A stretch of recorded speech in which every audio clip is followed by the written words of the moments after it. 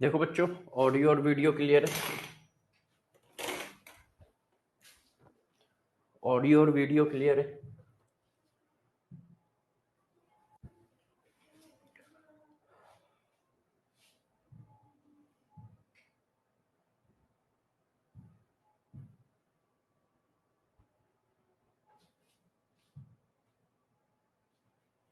Audio और video clear है। सब लोग बताओ।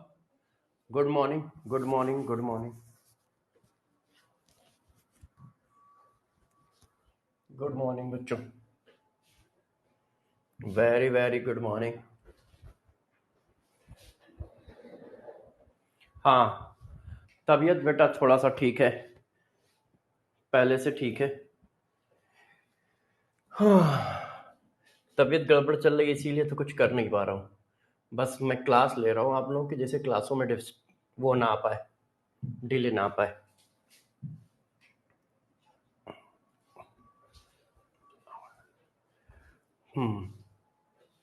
प्लानर बता देंगे यार, प्लानर भी बता देंगे।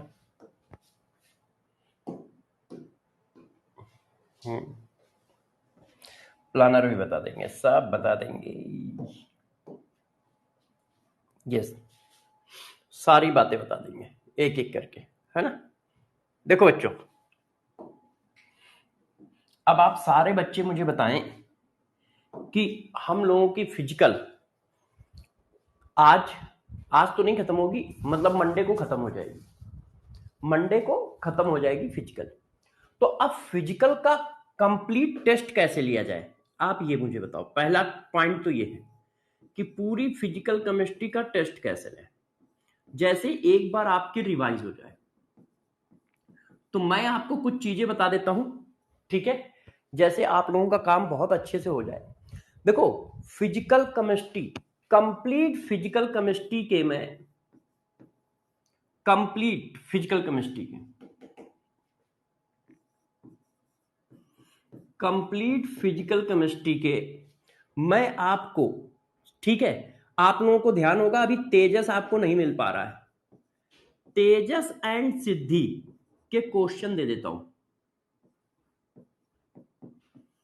Question bank. तेजस और सिद्धि का क्वेश्चन बैंक दे देता हूं आपको, कंप्लीट फिजिकल केमिस्ट्री का। जिनका मिल गया है उनको छोड़कर, जिनका नहीं मिला है, रिमेनिंग चैप्टर का, रिमेनिंग चैप्टर का।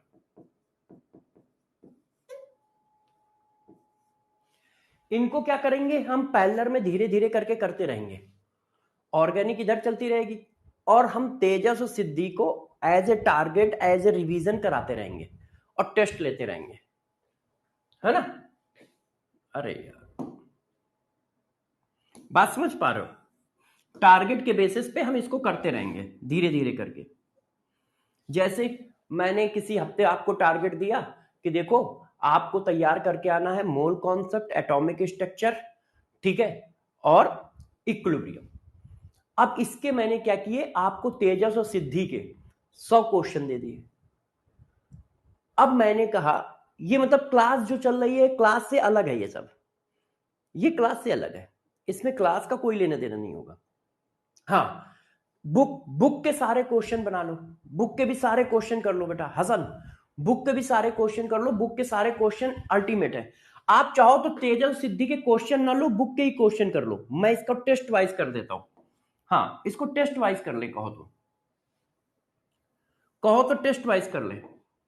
तो पहले एक एक करके सारा काम मैं बता देता हूं, है ना, एक एक करके बता देता हूं। पहले टेस्ट की बात करते हैं, पहले जो करंट में टेस्ट हो रहे हैं उनकी बात करते हैं। अभी हम बैच वाली बात कर रहे हैं, ठीक है। तो देखो, इस संडे, जो कमिंग संडे है आपका इलेक्ट्रोकेमिस्ट्री है। इसके बाद जो नेक्स्ट संडे आएगा, नेक्स्ट संडे किस डेट को आएगा जरा बताना बच्चों। नेक्स्ट संडे किस डेट को आएगा, कल संडे है, कल कितनी डेट है, कल डेट है 5, तो 5 और 7 12 को आएगा, है ना। तो 12 को हम क्या कंप्लीट 11th ले लें, कंप्लीट 11th या कंप्लीट 12th, कंप्लीट 12th ले लेते हैं। 12 को कंप्लीट 12th ले लेते हैं, है ना। और 12 के बाद जो आएगा उसमें कंप्लीट 11 ले लेंगे, क्योंकि बीच में आ जाएगी दिवाली। तो दिवालियों में कुछ छुट्टी रहेंगी, तो आपको प्रिपरेशन करने का टाइम मिल जाएगा। तो ये 12 को हम लोग ले लेते हैं कंप्लीट 12th, और उसके बाद जो संडे आएगा, ठीक है, 12 के बाद आएगा संडे आपका 7 और जोड़ दो, 19 अगस्त के आसपास, और 19 अगस्त के आसपास दीपावली है। इसमें आप कहो तो कंप्लीट 11th ले ले, कंप्लीट 11th। आप लोग एग्री हो? एग्री हो सब लोग? एक एक करके सब बता देता हूं। हाँ, अगस्त नहीं अक्टूबर चल रहा है। अच्छा, अक्टूबर चल रहा है, अगस्त नहीं अक्टूबर चल रहा है सर, अक्टूबर। क्लियर? और इसके बाद कौन सी डेट आएगी? 7 और जोड़ दो, 26 अक्टूबर। 26 अक्टूबर को कंप्लीट फिजिकल केमिस्ट्री ले लेते हैं। सुनते जाइए, कंप्लीट पीसी ले लेते हैं। ये तो हुआ पीसी का टेस्ट। अब पीसी को रिवीजन कैसे कराएंगे ये मैं बाद में बताऊंगा। अभी हम पहले टेस्ट की बात करते हैं। पीसी का रिवीजन जो है दिवाली के बाद मैं एक प्लानर के हिसाब से स्टार्ट कर दूंगा, है ना, कि 15 दिन में एक बड़ी क्लास 3-4 घंटे की, जिसमें खूब विग्रस क्वेश्चन प्रैक्टिस करेंगे, टफ टफ अच्छे से।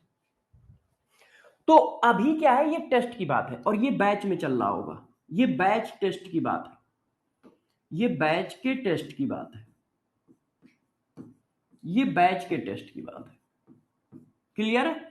बैच के टेस्ट को हम ऐसे कर लेंगे, इस तरह से।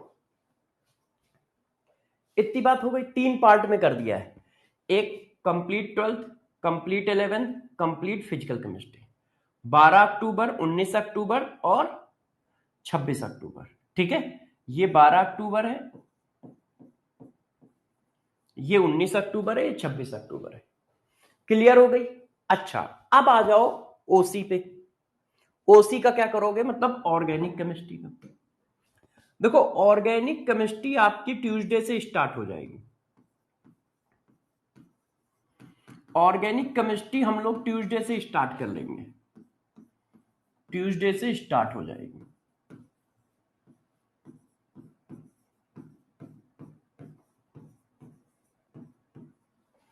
ऑर्गेनिक केमिस्ट्री आपकी ट्यूसडे से स्टार्ट होगी। ठीक है, हाँ, ट्यूसडे से स्टार्ट होगी। तो जब मैं ट्यूसडे को स्टार्ट करूंगा तब सारी डिटेल दूंगा इसके बारे में, कि कैसे कैसे पढ़ना है, किस तरह से क्या करना है, कैसे क्या करोगे। ठीक है, तब उसके बारे में सारा प्लान बताऊंगा। तो सारा प्लान उसी समय बताऊंगा जब ऑर्गेनिक स्टार्ट करूंगा। अभी आप लोग को फिजिकल का प्लान बता दिया। अब आप लोग पेन कॉपी तैयार कर लो, टीएसडी आपके सामने आने वाला है।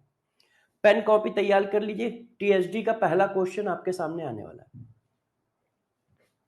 पहला क्वेश्चन आपके सामने आने वाला है। ठीक है, हाँ, आप लोग बिल्कुल परेशान ना हो, लास्ट तक जाते जाते सब रिवाइज कराऊंगा, कई बार रिवाइज कराऊंगा।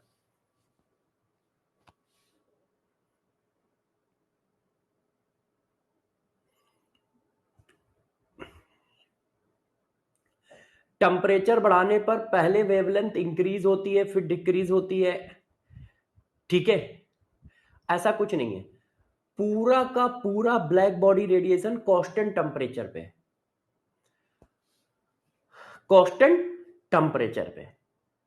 ब्लैक बॉडी रेडिएशन का कर्व ऐसा है, मान लो 3000 पे है तो 3000 पे ऐसा कर्व है, 6000 है 6000 पे भी ऐसा कर्व है। आप ये कह रहे हो कि वेवलेंथ बढ़ाने पे इंटेंसिटी डिक्रीज करती है। पहले वेवलेंथ बढ़ाओगे, शुरुआत में वेवलेंथ बढ़ाओगे तो इंटेंसिटी इंक्रीज करेगी, एक समय के बाद वेवलेंथ बढ़ाने पे इंटेंसिटी डिक्रीज करती है। हाँ, आंसर दो। The energy of electron in the first Bohr orbit of hydrogen atom is -13.6 electron volt.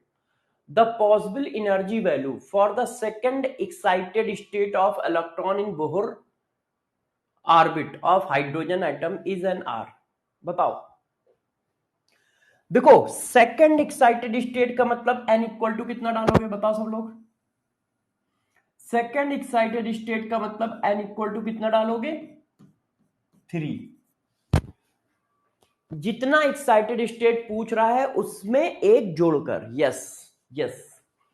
अब वो कह रहा है कि एनर्जी बताओ, तो थर्ड ऑर्बिट की एनर्जी बतानी है। तो यार किसी भी ऑर्बिट की एनर्जी का फार्मूला ये है, किसी भी ऑर्बिट की एनर्जी का फार्मूला ये है।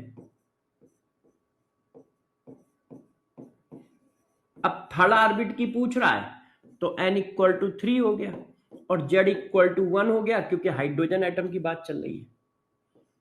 तो ये ऐसे आ गया -13.6 डिवाइडेड बाई 9। ये आंसर आ गया, माइनस करेगा। क्लियर। अब ये आया आपकी स्क्रीन पे टीएचडी नंबर 2, इसको करो।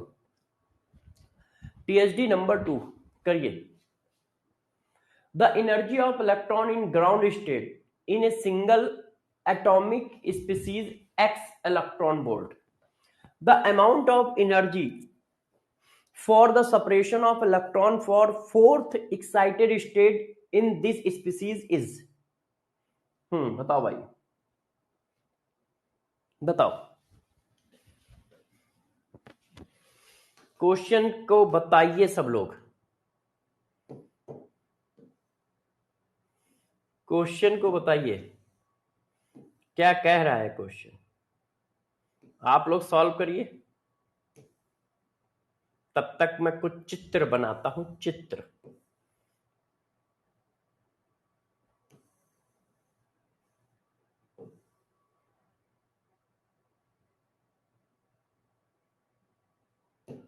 बताइए।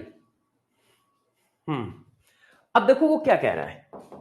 वो कह रहा है कि फर्स्ट देखो, the energy of electron in ground state in a single electron atomic species is S electron volt. तो ग्राउंड स्टेट की आपको एनर्जी दी है, ग्राउंड स्टेट ये होता है, इसकी आपको एनर्जी दी है -x इलेक्ट्रॉन वोल्ट। अब आपसे पूछ रहा है the amount of energy required for the separation of electron for fourth excited state. Fourth excited state से इलेक्ट्रॉन निकालने में कितनी एनर्जी लगेगी।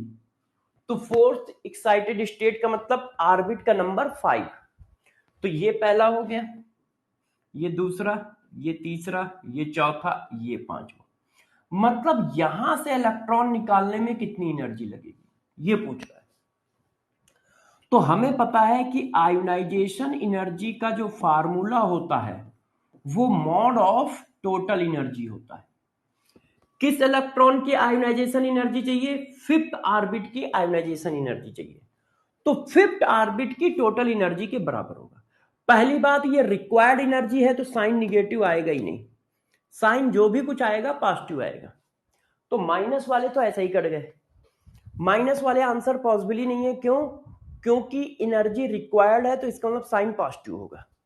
अब हमें जो एनर्जी दी है वो पहले ऑर्बिट की दी है और हमें एनर्जी निकालनी पड़ेगी फिफ्थ ऑर्बिट की, क्योंकि फिफ्थ ऑर्बिट से इलेक्ट्रॉन आप निकाल रहे हो। मैंने आपको पढ़ाया था आयोनाइजेशन एनर्जी टोटल एनर्जी के बराबर होती है, मगर जिस ऑर्बिट से इलेक्ट्रॉन निकालोगे उसी ऑर्बिट की टोटल एनर्जी के बराबर होती है।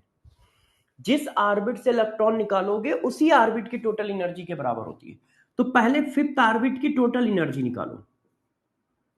फर्स्ट ऑर्बिट की टोटल एनर्जी दी है और फिफ्थ ऑर्बिट की निकालनी है, तो डिवाइड कर दिया।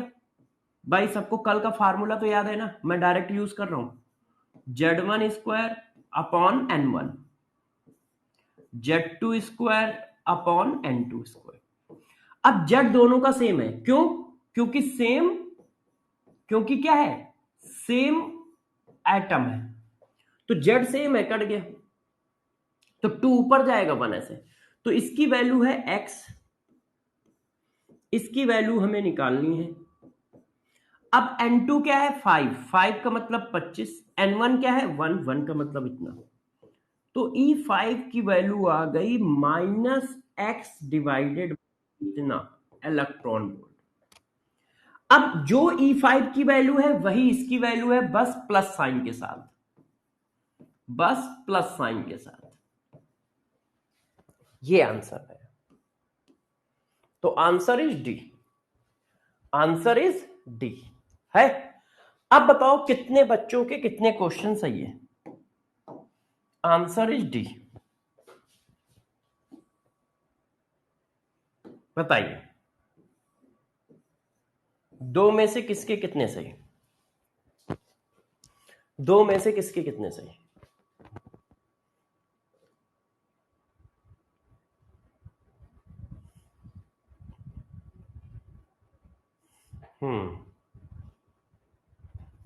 बहुत सही, बहुत सही, गुड, वेरी गुड, बहुत सही। तो अब हम आगे बढ़ते हैं। अब मुझे कल का टॉपिक बताओ, कल हम लोगों ने क्लास को कहां पे खत्म किया था? कल हम लोगों ने क्लास को कहां पे खत्म किया था? कल की क्लास का टॉपिक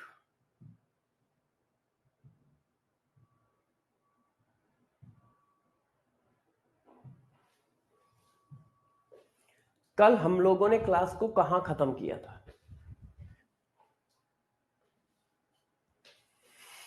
हाँ,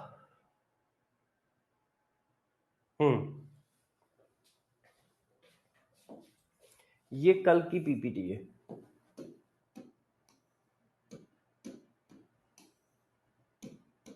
अच्छा, बोहर थ्योरी चल रही थी। बोहर थ्योरी में रेडियस ऑफ ऑर्बिटल पूरा बता दिया है ना। एंड अच्छा, एनर्जी की डिस्कशन चल रही थी, है ना। एनर्जी के बारे में बता रहा था। ये सीएचडी लिखे हैं सर, ठीक है। एनर्जी की लास्ट हेडिंग ये है, total energy of revolving electron. इसमें मैंने आपको बहुत सारी बातें बताई, ठीक है, ठीक है, ठीक है। देखो, कल लास्ट आपको सीएचडी ये लिखाया था, कल लास्ट सीएचडी ये लिखाया था डी पार्ट, ये बताया, ये लिखाया है ना। अब इसी के बीच में अब अगला पॉइंट स्टार्ट करते हैं। अगला पॉइंट, ठीक है, इसी में total energy of revolving electron में। अब total energy of revolving electron में नेक्स्ट नंबर का पॉइंट क्या है, जरा सारे बच्चे इसको गौर से देखें। Total energy of revolving electron में नेक्स्ट नंबर का पॉइंट, ठीक है, इसको सभी लोग गौर से देखिए। देखिए नेक्स्ट नंबर का पॉइंट क्या है।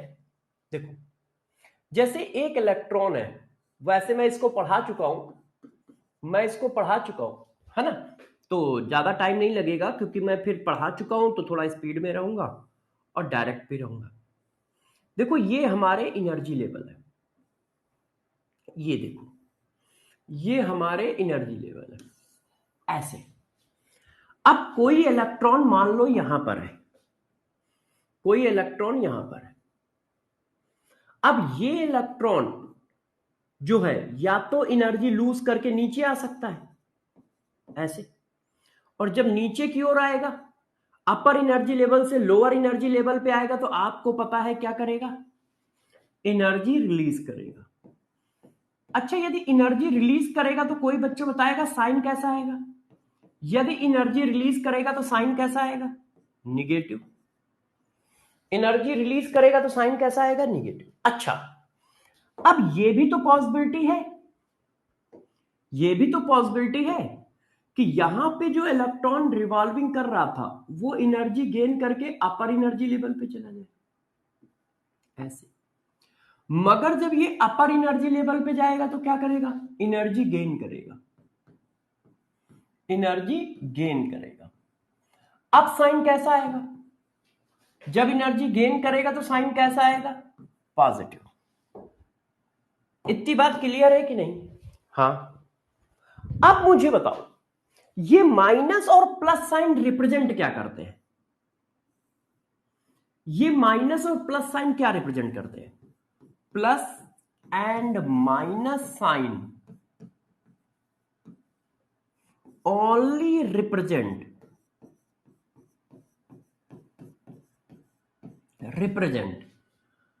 only represent energy release and gain, energy release and gain। ये सिर्फ ये रिप्रेजेंट करते हैं कि एनर्जी रिलीज हो रही है या गेन हो रही है, not amount of energy, not amount of energy. ये अमाउंट ऑफ एनर्जी को थोड़ी रिप्रेजेंट करते हैं। माइनस और प्लस साइन तो ये बताता है कि बस एनर्जी रिलीज होगी कि गेन होगी। अब हमें यह भी पता है energy neither be create nor be destroy. तो हम क्या करते हैं, हम ये करते हैं कि हम एनर्जी गैप की एनर्जी निकाल लेते हैं। हम क्या करने जा रहे हैं, हम इस गैप की एनर्जी निकाल ले रहे हैं। जैसे ये गैप है, गैप कितना बना, गैप इतना बना ना, इसको ऐसे कर देते हैं। गैप कितना बना बच्चों, देखो गैप इतना बना, इस गैप की एनर्जी निकाल लेते हैं, इस गैप की। अब यदि ऊपर से नीचे आया होगा तो साइन माइनस लगा देंगे, और नीचे से ऊपर क्या होगा तो साइन प्लस लगा देंगे। गैप की एनर्जी तो फिक्स ही रहेगी ना, है कि नहीं? गैप की एनर्जी फिक्स ही रहेगी। तो इस गैप की एनर्जी होती कितनी है, तो इस गैप की एनर्जी इतनी होती है। ये मैंने पीछे पढ़ाया है, बता रहा हूं।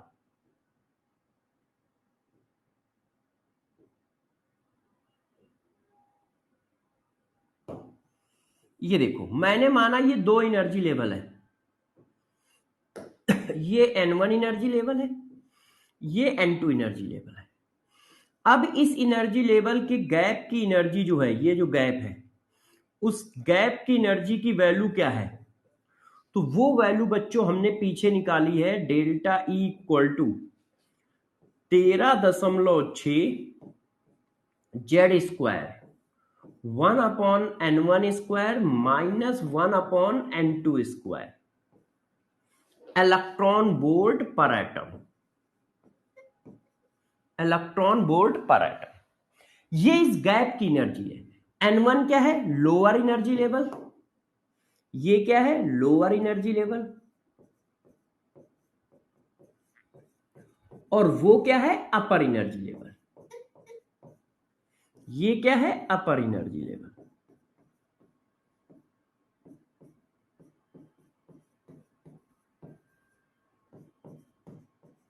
ये देखो, तो इस गैप की एनर्जी इतनी है।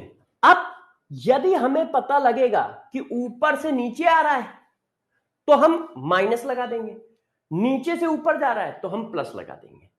बात समझ में आ गई? ये सिर्फ गैप की एनर्जी को रिप्रेजेंट कर रहा है। तो गैप की एनर्जी कितनी होगी, -13.6 Z square 1/N1 square minus 1/N2 square. इस एनर्जी का फोटोन निकलेगा यदि इलेक्ट्रॉन थर्ड ऑर्बिट से 1 ऑर्बिट पे जंप करता है, या कोई इलेक्ट्रॉन सेकंड ऑर्बिट में रिवॉल्विंग कर रहा है और एनर्जी गेन करके किसी ऊपर के ऑर्बिट पे जाता है, तो इतनी एनर्जी का फोटोन चाहिए होगा। तो अब मैं जरा इस बात को CSD में लिख देता हूं, आप लोग ध्यान रखिएगा, ठीक है? आप लोग ध्यान रखिएगा, वो पॉइंट हमारा लास्ट एंड फाइनल है। तो लास्ट एंड फाइनल पॉइंट अपना क्या है, देखो, E energy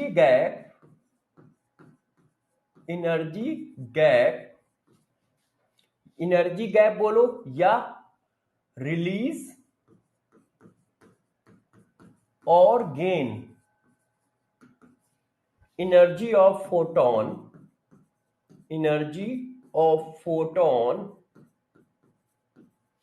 when electron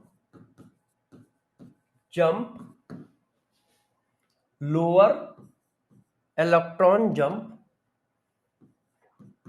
higher to lower या फिर lower to higher energy level.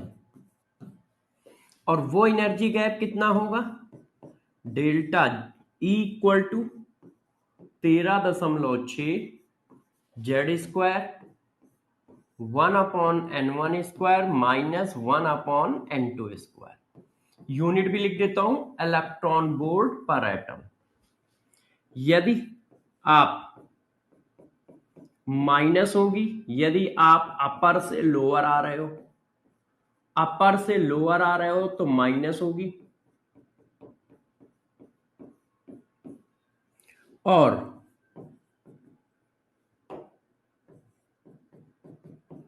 Lower से अपर जा रहे हो तो प्लस होगी। लोअर एनर्जी लेवल से अपर एनर्जी लेवल जा रहे हो तो प्लस होगी। ये देखो, ये बात क्लियर हो गई? हाँ, नहीं, ट्वेल्थ के चैप्टर होंगे। ट्वेल्थ में होगा electrochemistry, chemical kinetics, liquid solution. Twelfth का जब टेस्ट होगा तो electrochemistry, chemical kinetics, liquid solution. Atomic structure 11th के टेस्ट में आएगा। इसको सबसे लास्ट में इसीलिए पढ़ाता हूं क्योंकि इसमें फिजिक्स बहुत यूज होती है। तब तक आप फिजिक्स के कई चैप्टर पढ़ चुके होते हो तो हमें ज्यादा पढ़ाने की जरूरत नहीं पड़ती है। जैसे पोटेंशियल एनर्जी क्या होती है ना, पोटेंशियल एनर्जी क्या है, काइनेटिक एनर्जी क्या है, एंगुलर मोमेंटम क्या है, ये सारी बातें आपने पहले से पढ़ रखी हैं, तो अब हमें आराम है। नहीं तो बच्चे जब नए नए टर्म सुनेंगे तो पूछेंगे। तो देखो, इस पर क्वेश्चन कैसे आएगा भाई? बच्चों की ये भी तो डिमांड होगी कि सर इस पर क्वेश्चन कैसे आएगा, सर मैं इस पे क्वेश्चन आएगा तो मैं करूंगा कैसे, सर आप प्लीज बताइए ना मैं कैसे क्वेश्चन करूंगा यदि इस पर कोई क्वेश्चन आएगा। तो ऐसे करोगे, करो इस क्वेश्चन को, करो इस क्वेश्चन को। देखो क्या लिखा है, the electronic transition for n equal to 2 to n equal to 1 will produce the shortest wavelength. अच्छा, ये तो हाइड्रोजन स्पेक्ट्रम का क्वेश्चन आ गया है। ये हाइड्रोजन स्पेक्ट्रम का है। जो मैं क्वेश्चन ढूंढ रहा हूं वो नहीं है, ये मैं लिख के देता हूं। ये बच्चों हाइड्रोजन स्पेक्ट्रम का क्वेश्चन है। जो मैं क्वेश्चन ढूंढ रहा हूं वो नहीं है तो मैं लिख के देता हूं। क्वेश्चन करिए और आंसर बताइए, ठीक है? अच्छे से बताइएगा।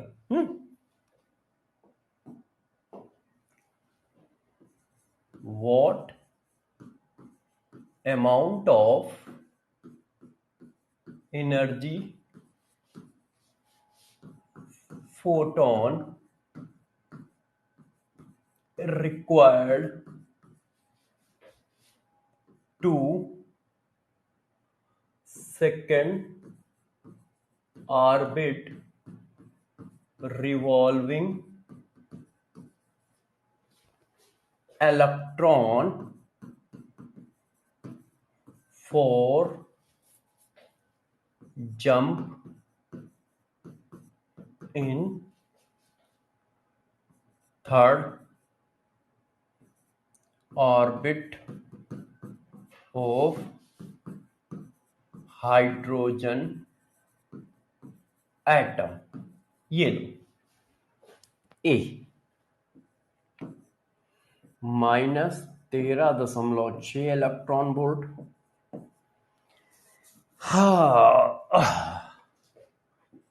-13.6 इंटू 5 और 9 और 36 electron volt plus 13.6 divided by 36 into 5 electron volt पर atom. D none of this. बताओ, एक इलेक्ट्रॉन सेकंड ऑर्बिट में रिवॉल्विंग कर रहा है और उसको थर्ड ऑर्बिट में जंप करने के लिए कितनी एनर्जी का फोटोन चाहिए? इसका मतलब इस गैप के बीच की एनर्जी तो पूछ रहे हो। सेकंड में रिवॉल्विंग कर रहा है और थर्ड ऑर्बिट में जाना है तो कितनी एनर्जी चाहिए, मतलब गैप ही तो पूछ रहे हो। अब आप देखो, नीचे से ऊपर जा रहे हो तो साइन कैसा होना चाहिए? नीचे से ऊपर जा रहे हो तो साइन पॉजिटिव होना चाहिए। तो ये वाले आंसर अपने आप कट गए, क्योंकि नीचे से ऊपर जा रहे हो तो साइन पॉजिटिव होना चाहिए। तो बस यही आंसर होगा, पॉजिटिव यही है। मगर एक नन आंसर भी लिखा है तो अब वैल्यू निकालनी पड़ेगी। Delta E equal to 13.6 Z square 1/n1 square minus 1/n2 square. 13.6 Z की वैल्यू 1, क्यों? हाइड्रोजन की बात कर रहा है। N1 कितना है 2, N2 कितना है 3, तो ये 13.6 ऊपर आएगा 9-4 और नीचे आएगा 9 × 4, तो ये आया 13.6 × 5 डिवाइडेड बाई 36 इलेक्ट्रॉन वोल्ट पर एटम। अब साइन पॉजिटिव लिखना है या माइनस। अब साइन कैसा लगाना है ये चेक कर लो आप। नीचे से ऊपर जा रहा है तो साइन कैसा लगाना है, नीचे से ऊपर जा रहा है तो साइन कैसा लगाना है, पॉजिटिव। तो हमारा आंसर पॉजिटिव आएगा ऐसे, हमारा आंसर पॉजिटिव आएगा ऐसे। क्लियर, क्लियर है?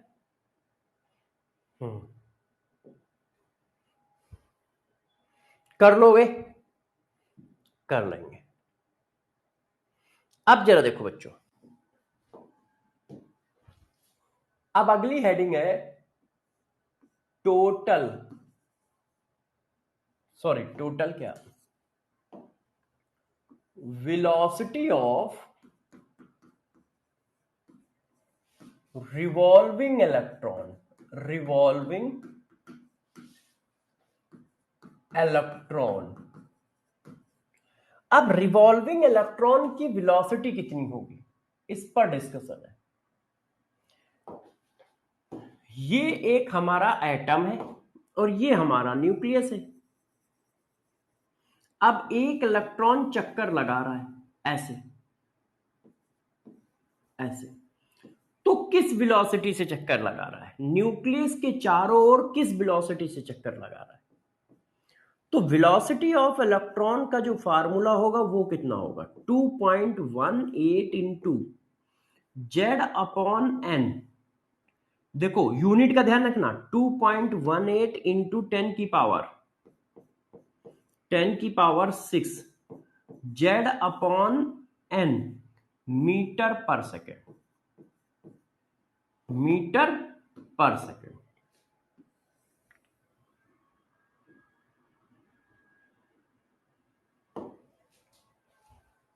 मीटर पर सेकेंड एक electron. Sir please shift 12 test to 19।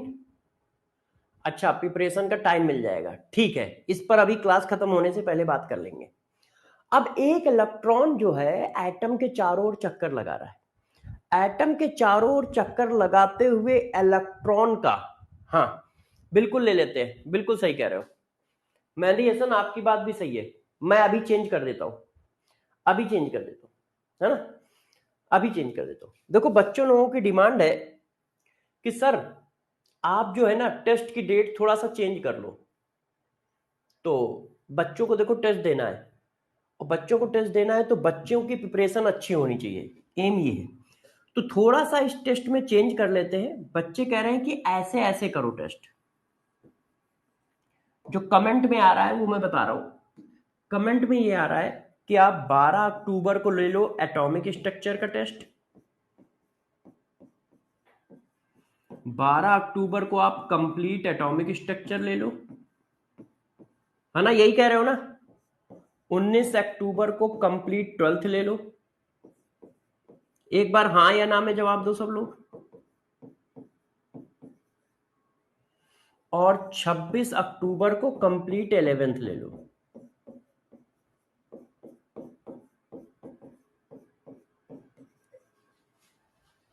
यही कह रहे हो।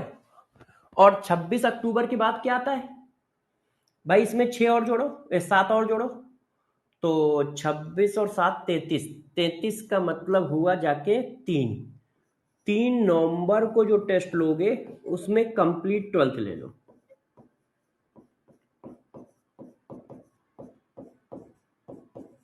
एक कंप्लीट पीसी ले लो, कंप्लीट पीसी ले लो, यही है ना सर, क्लियर है।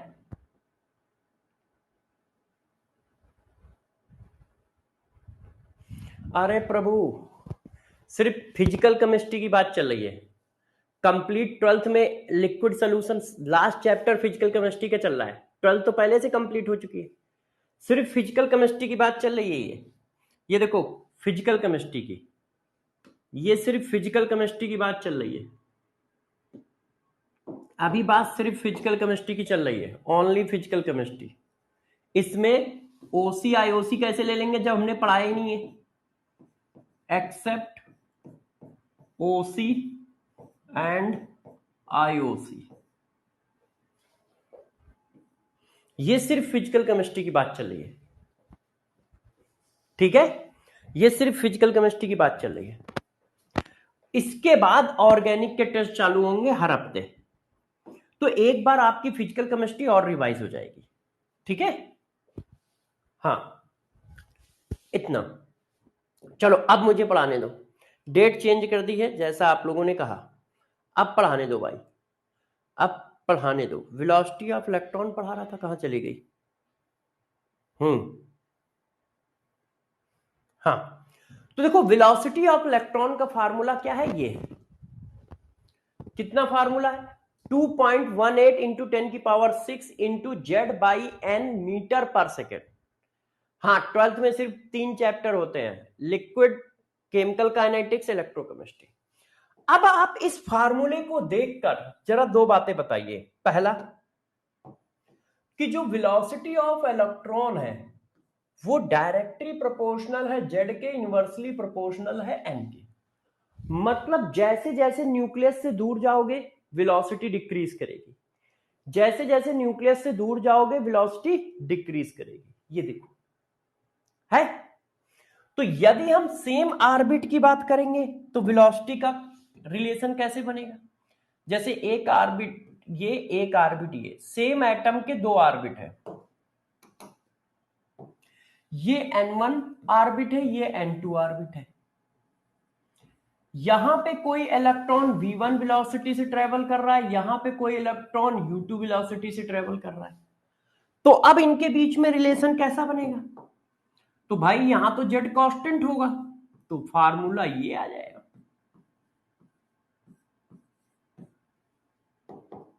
यहां तो क्या है, जेड कांस्टेंट है, तो ये आ गया, ऐसे है कि नहीं।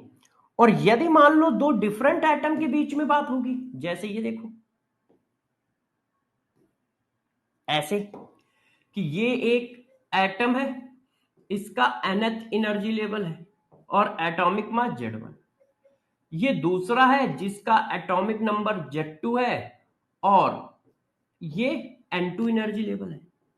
इस पर जब वेलोसिटी से ट्रेवल कर रहा है u1, इस पे वेलोसिटी से ट्रेवल कर रहा है u2, तो u1 अपॉन u2, अब क्या है z भी वेरिएबल है, तो z1 upon n1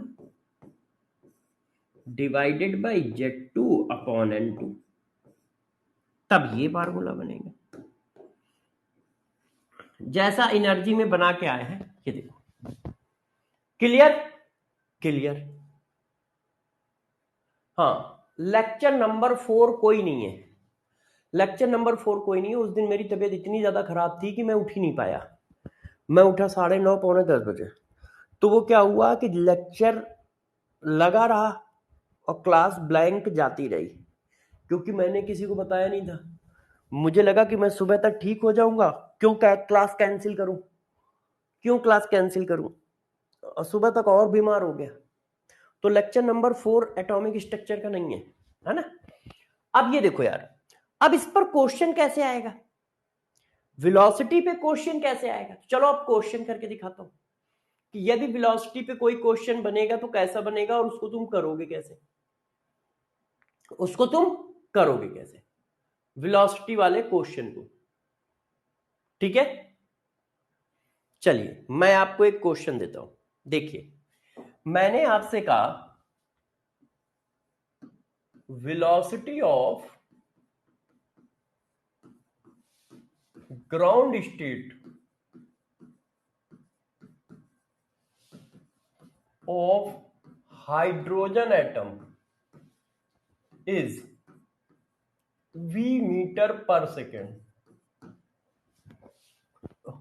calculate velocity of second orbit of lithium ion, lithium ion +2। Option 2V/3 metre per second. Option 3V/2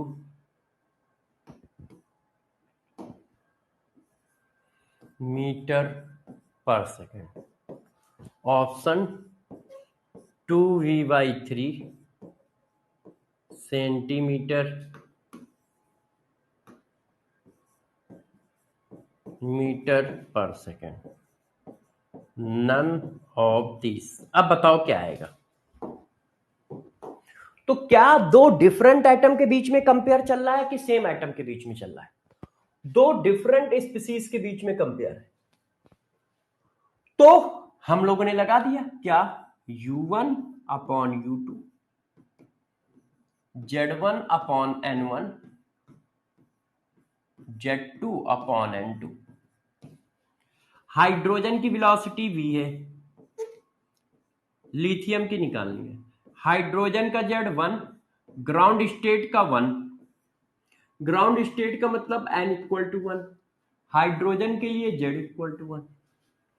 अब इसके लिए Z क्या है 3 और ऑर्बिट कौन सा है सेकंड, n की वैल्यू 2, तो V तो 2 ऊपर चला गया 3 नीचे आ गया, तो U2 की वैल्यू क्या आ रही है 3V/2, 3V/2 मीटर पर सेकंड, 3V/2 मीटर पर सेकंड। ये देखो इस तरह से, क्लियर है? इस तरह का क्वेश्चन आ सकता है। अच्छा, अब बात करते हैं टाइम पीरियड की। टाइम पीरियड क्या है? टाइम पीरियड की क्या बात है? टोटल टाइम रिक्वायर्ड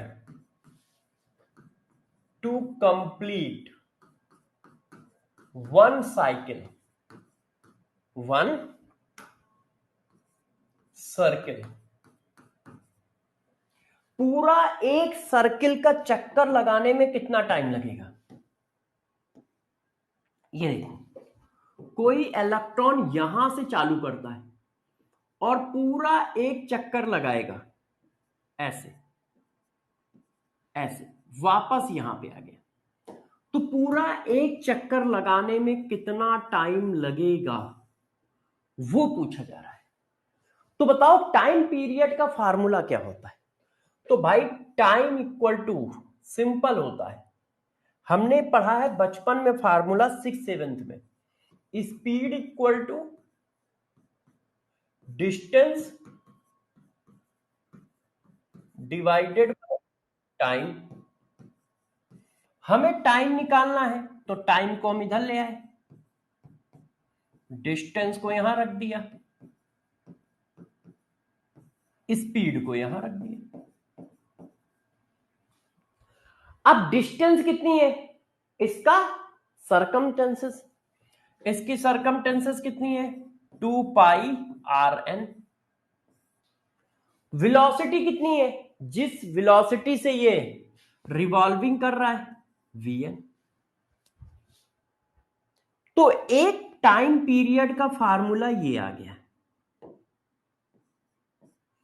एक टाइम पीरियड का फार्मूला ये आ गया 2πRN डिवाइडेड बाय UN। अब इस फार्मूले को N और Z के फॉर्म में लिखो। तो जब तुम इस फार्मूले को N और Z के फॉर्म में लिखोगे तो देखो कैसा आएगा। देखिए टाइम पीरियड डायरेक्टली प्रोपोर्शनल होता है। अब देखो R की वैल्यू क्या होती है N²/Z और इसकी वैल्यू क्या होती है Z²/N², N²/Z। ओ एक मिनट रुको यार,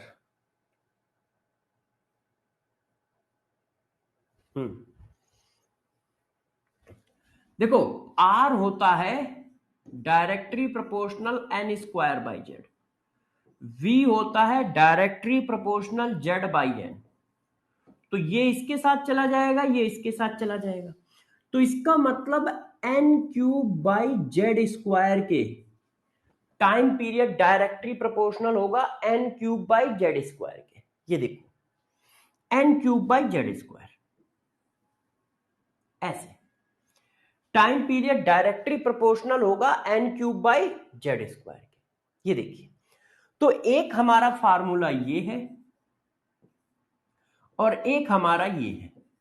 अब दोनों यूज कैसे होंगे तो मैं आपको सिखाता हूं। देखो, जैसे मेरे से किसी ने कहा, देखो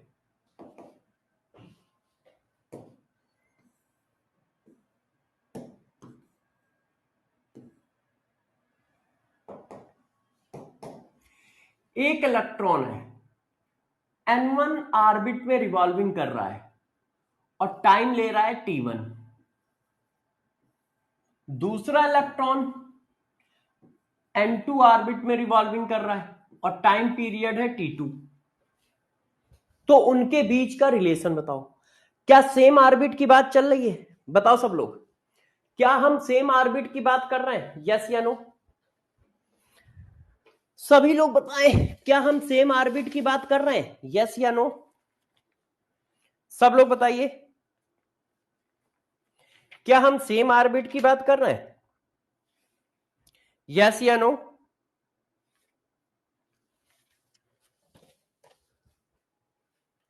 क्या हम सेम ऑर्बिट की बात कर रहे हैं? यस, हम सेम ऑर्बिट की बात कर रहे हैं, सॉरी सेम एटम की बात कर रहे हैं, ऑर्बिट नहीं। ऑर्बिट सेम नहीं है, ऑर्बिट अलग अलग है, एटम सेम है। तो जब एटम सेम है तो जेड सेम हो गया। हमारा टी डायरेक्टली प्रोपोर्शनल है n cube upon Z square के। तो जब जेड सेम हो गया तो t1 upon t2 equal to आ गया n1 अपॉन n2 का होल क्यूब। ये बन गया, ये देखो ये बन गया, ऐसे है। और मान लो वो कहता है टाइम पीरियड बताओ, तो टाइम पीरियड का फार्मूला ये है 1.6 इंटू 1.5 इंटू 10 की power 16 n cube by Z square metre per second. Sorry, speed थोड़ी है, टाइम है ये तो सिर्फ सेकेंड।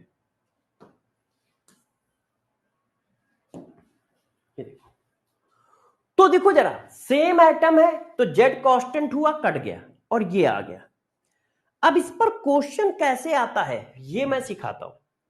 तो जरा आप इस क्वेश्चन पर नजर डालें और सब लोग करें। ये आईआईटी में आया हुआ क्वेश्चन है। कहां गया? मैं लाया तो था बच्चों के लिए। एक मिनट बच्चों, देखना दो यार आपके लिए। ये है,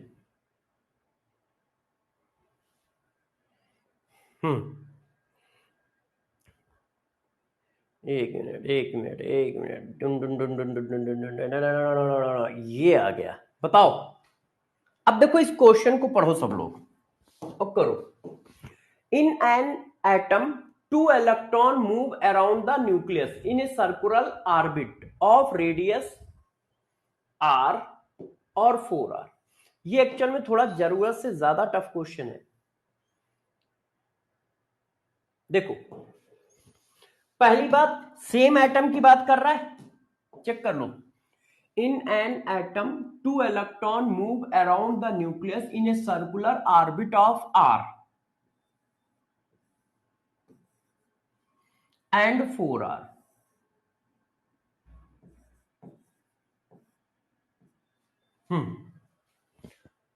सेम एटम की बात कर रहा है, इसका मतलब जेड कांस्टेंट है। The ratio of time taken by them to complete one revolution is, ठीक है। तो भाई T1 अपॉन T2 की वैल्यू जो है N1 अपॉन N2 के क्यूब के बराबर होगी। अब रेडियस दिया है N1 N2 तो दिया ही नहीं है, देखो रेडियस दिया है, N1 N2 दिया ही नहीं है। तो यार रेडियस में भी तो मैंने पढ़ा रखा है R1 upon R2 equal to N1 upon N2 का स्क्वायर। जेड सेम है तो रेडियस में भी तो ये पढ़ा रखा है। अब तुम लोग मार खाओगे यदि इतनी जल्दी ये सब भूल जाओगे। रेडियस का फार्मूला ये होता है। अब सेम एटम की बात आएगी तो ये डायरेक्टली प्रोपोर्शनल होगा कि नहीं, तो ऐसा ही तो आएगा। अब ये तो दिया है, एक की रेडियस आर दी है, दूसरी की 4r दी है।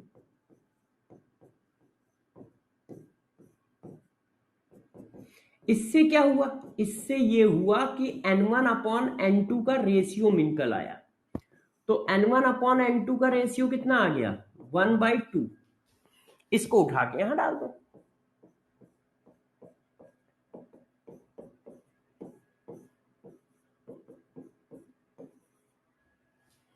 इसको उठा के यहां डाल दो, है। तो उसने क्या किया, n को छुपाने के लिए r दे दिया, रेडियस दे दी। जैसे n छुप जाए, डायरेक्ट n बता देंगे तो तुम डायरेक्ट फार्मूला लगा दोगे। तो n को छुपाने के लिए मैंने क्या किया, r दे दिया। जैसे r की हेल्प से आप n निकालो, फिर यहां पे डालो, फिर यहां पे डालो, सॉरी बच्चों,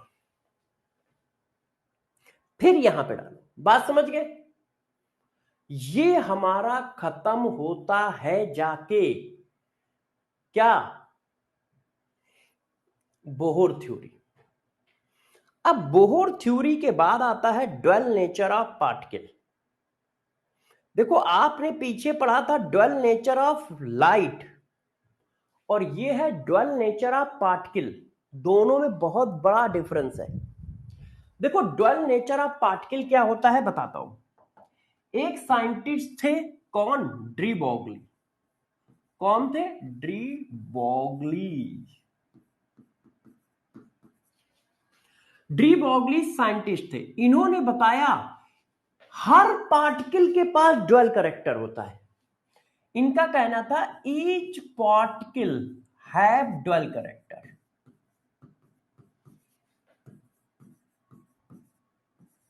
मतलब तुम्हारे पास, हमारे पास, दोनों के पास ड्वेल नेचर है, ड्वेल कैरेक्टर है। हम दोनों लोग वेव भी हैं और पार्टिकल भी हैं।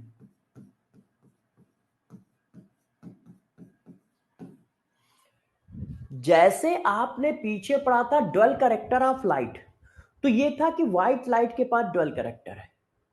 इन्होंने कहा नहीं मुन्ना नहीं, हर पार्टिकल के पास ड्वेल कैरेक्टर है। तो लोग चौंक गए, क्या मेरे पास भी ड्वेल कैरेक्टर है? तो डी ब्रोगली ने कहा हाँ मुन्ना, तुम्हारे पास भी ड्वेल कैरेक्टर है। उन्होंने कहा यार क्या कह रहे हो, हम तो कभी वेव की तरह टहले ही नहीं। तो उन्होंने कहा मुन्ना, टहले नहीं इसका मतलब ये नहीं कि तुम्हारे पास वो कैरेक्टर है नहीं, है। तो इनसे पूछा गया कैसे है, तो इन्होंने देखो क्या बताया। इन्होंने कहा हर पार्टिकल के पास ड्वेल कैरेक्टर होता है, उसके पास वेव नेचर भी होता है और उसके पास पार्टिकल नेचर भी होता है।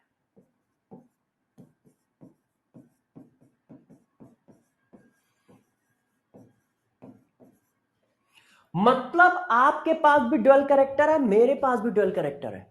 मैं भी लाइट की तरह एक जगह से दूसरी जगह जा सकता हूं, तुम भी लाइट की तरह एक जगह से दूसरी जगह जा सकते हो। इनका ये कहना है, किनका, डी ब्रोगली का। डी ब्रोगली का कहना है कि हम दोनों के पास ड्वेल कैरेक्टर है और पूरी दुनिया में हर पार्टिकल के पास ड्वेल कैरेक्टर है।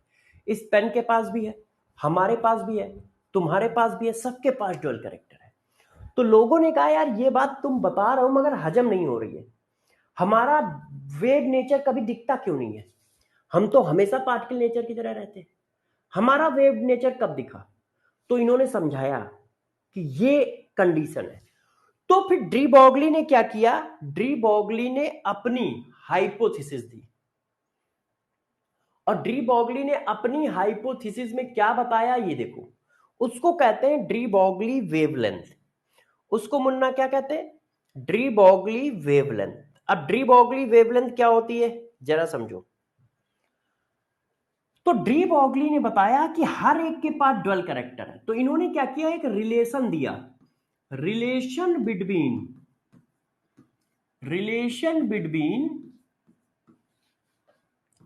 वेवलेंथ ऑफ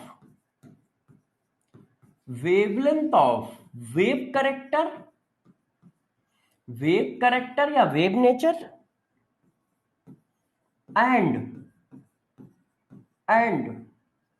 एंड मास, या इसी को कह लो मोमेंटम ऑफ पार्टिकल नेचर। इसके बीच में इन्होंने एक रिलेशन बताया, और वो रिलेशन था lambda equal to H upon M U या पी, और पी को हम लोग कहते हैं एम यू, वेयर लैम्डा क्या है, ये डी ब्रॉगली वेवलेंथ, साइंटिस्ट को रिगार्ड देने के लिए इसका नाम रखा गया डी ब्रॉगलीज वेवलेंथ। ये डी ब्रॉगली वेवलेंथ है, मतलब ये देखो, और पी क्या है, मोमेंटम ऑफ पार्टिकल,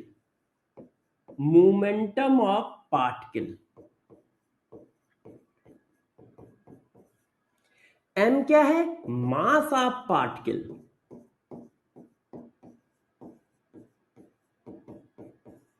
यू क्या है, वेलोसिटी ऑफ पार्टिकल।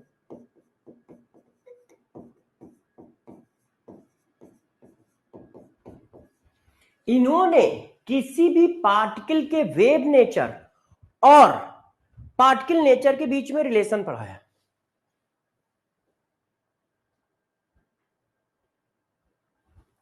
हाँ बेटा, अभी दिखाता हूं, बैक साइड देख लो, हाँ बैक साइड देख लो।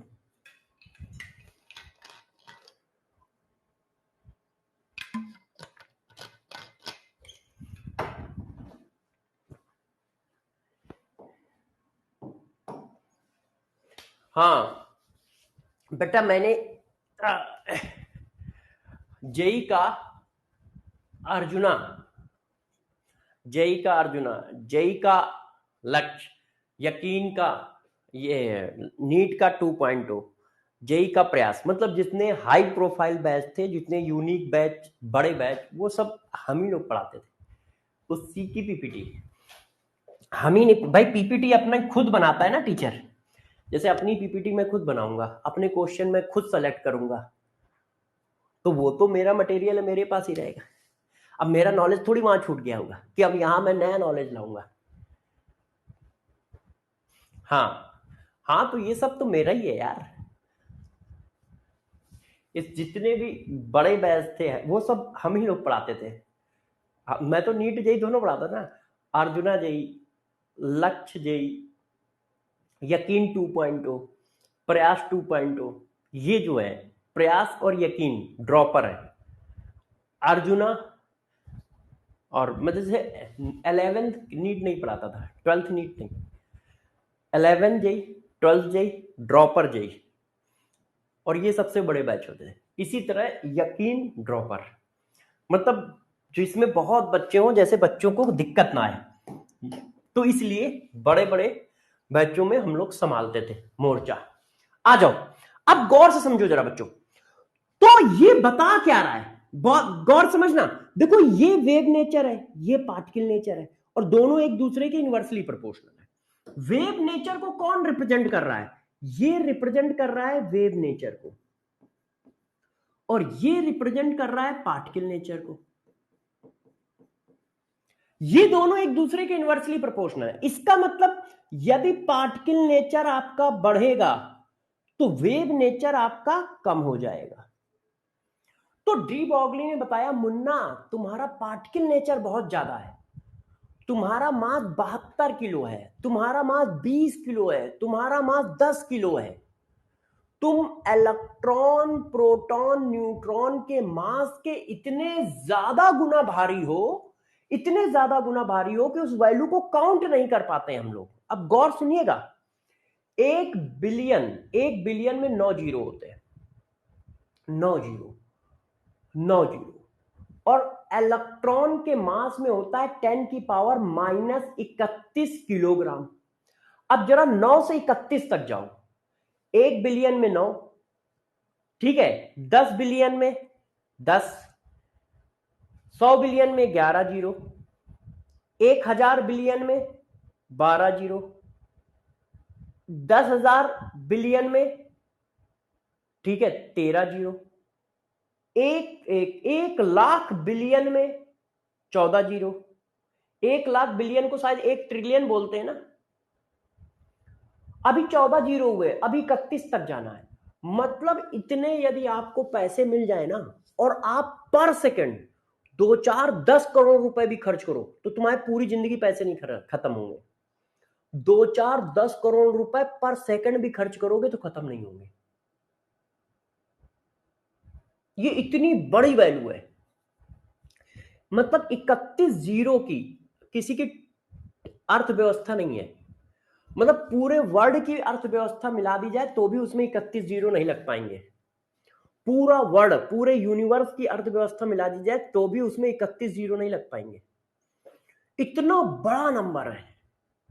तो उन्होंने कहा प्रभु तुम्हारा मास इलेक्ट्रॉन के मास से इतना ज्यादा बड़ा है कि यदि ये वैल्यू, गौर से देखो, इन्होंने समझाया, इन्होंने कहा देखो बात हम सही कह रहे हैं, वो तुम्हें दिखेगी नहीं, वो तुम्हारी प्रॉब्लम है, हम बात सही कर रहे हैं। यदि ये चीज इंफिनिटी की ओर जाएगी तो ये चीज कहां जाएगी? जीरो की ओर। वो कह रहे हैं कि तुम्हारा मोमेंटम इंफिनिटी की ओर जा रहा है in compare two electron. Electron के कंपेयर में आप इतने इतने इतने इतने गुना भारी हो कि इंफिनिटी हो। इलेक्ट्रॉन तुम्हें इंफिनिटी समझता है। इलेक्ट्रॉन तुम्हें क्या समझता है? इंफिनिटी। अरे भाई ये क्या है?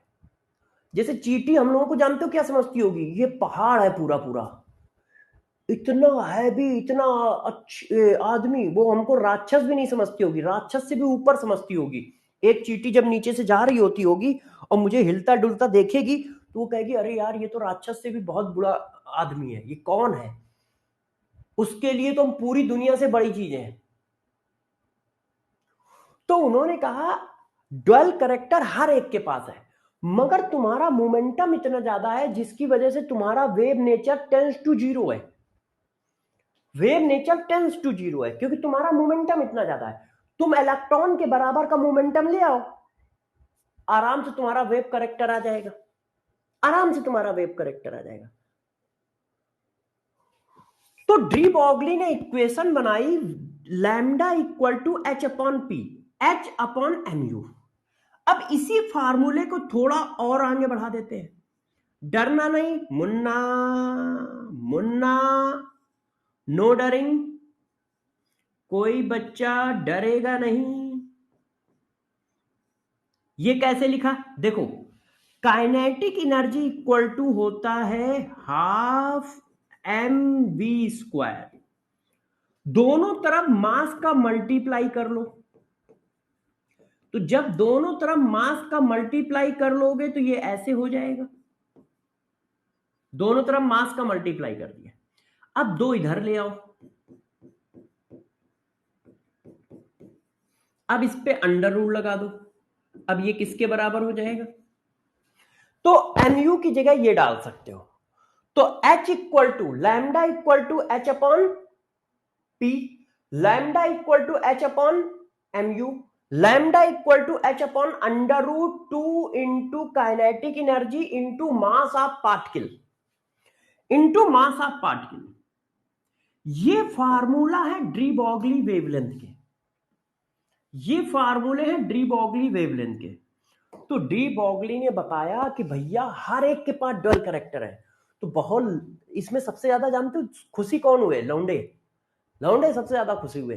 अब भाई मेरे पास तो ड्वेल करेक्टर है, फ्रैक्शन ऑफ सेकंड में मैं गर्ल्स कॉलेज के सामने पहुंच जाऊंगा, फ्रैक्शन ऑफ सेकंड में मैं पार्क में पहुंच जाऊंगा, फ्रैक्शन ऑफ सेकंड में मैं भाग जाऊंगा। मम्मी की चप्पल आई नहीं कि मैं सुर हुआ नहीं।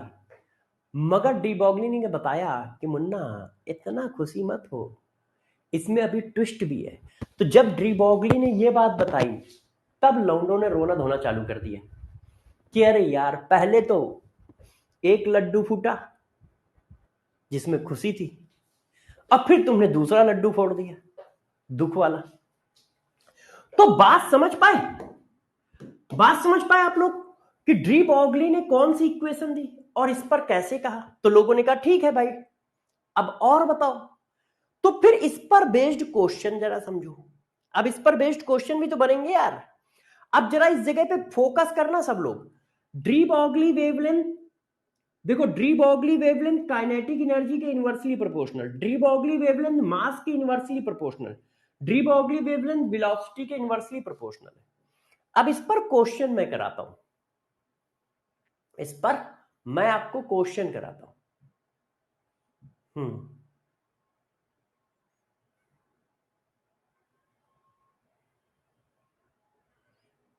चलो पहले ये वाला क्वेश्चन करो। अब ये क्वेश्चन पढ़ो जरा। E A, E B, E C represent kinetic energy of electron, alpha particle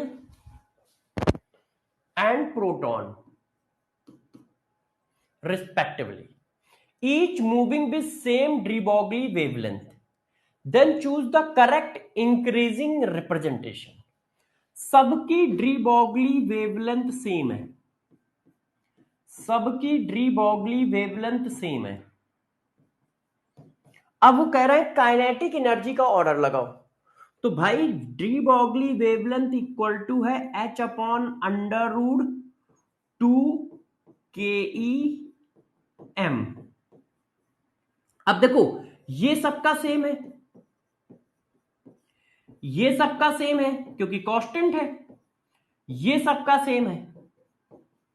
change क्या है, ये और ये। मास सबका सेम थोड़ी ना है।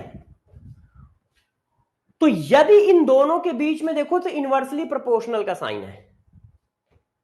जिसका मास ज्यादा उसकी काइनेटिक एनर्जी कम। क्यों भाई, ये सारी चीजें सेम है। तो इसका मतलब क्या हुआ, इसका मतलब ये हुआ ना कि अंडर रूट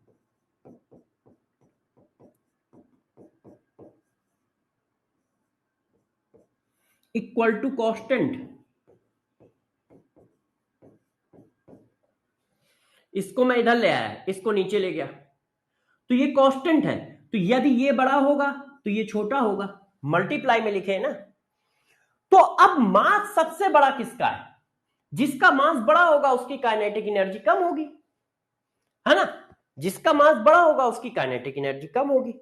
अब मास सबसे बड़ा किसका है, तो सबसे बड़ा मास अल्फा पार्टिकल का है। अल्फा पार्टिकल होता है 2He4, प्रोटॉन होता है 1H1 और इलेक्ट्रॉन जो होता है वो प्रोटॉन का एक से इतने गुना होता है। इलेक्ट्रॉन का मास सबसे कम है तो इलेक्ट्रॉन की काइनेटिक एनर्जी सबसे ज्यादा होगी। तो ये गलत हो गया, ये गलत हो गया।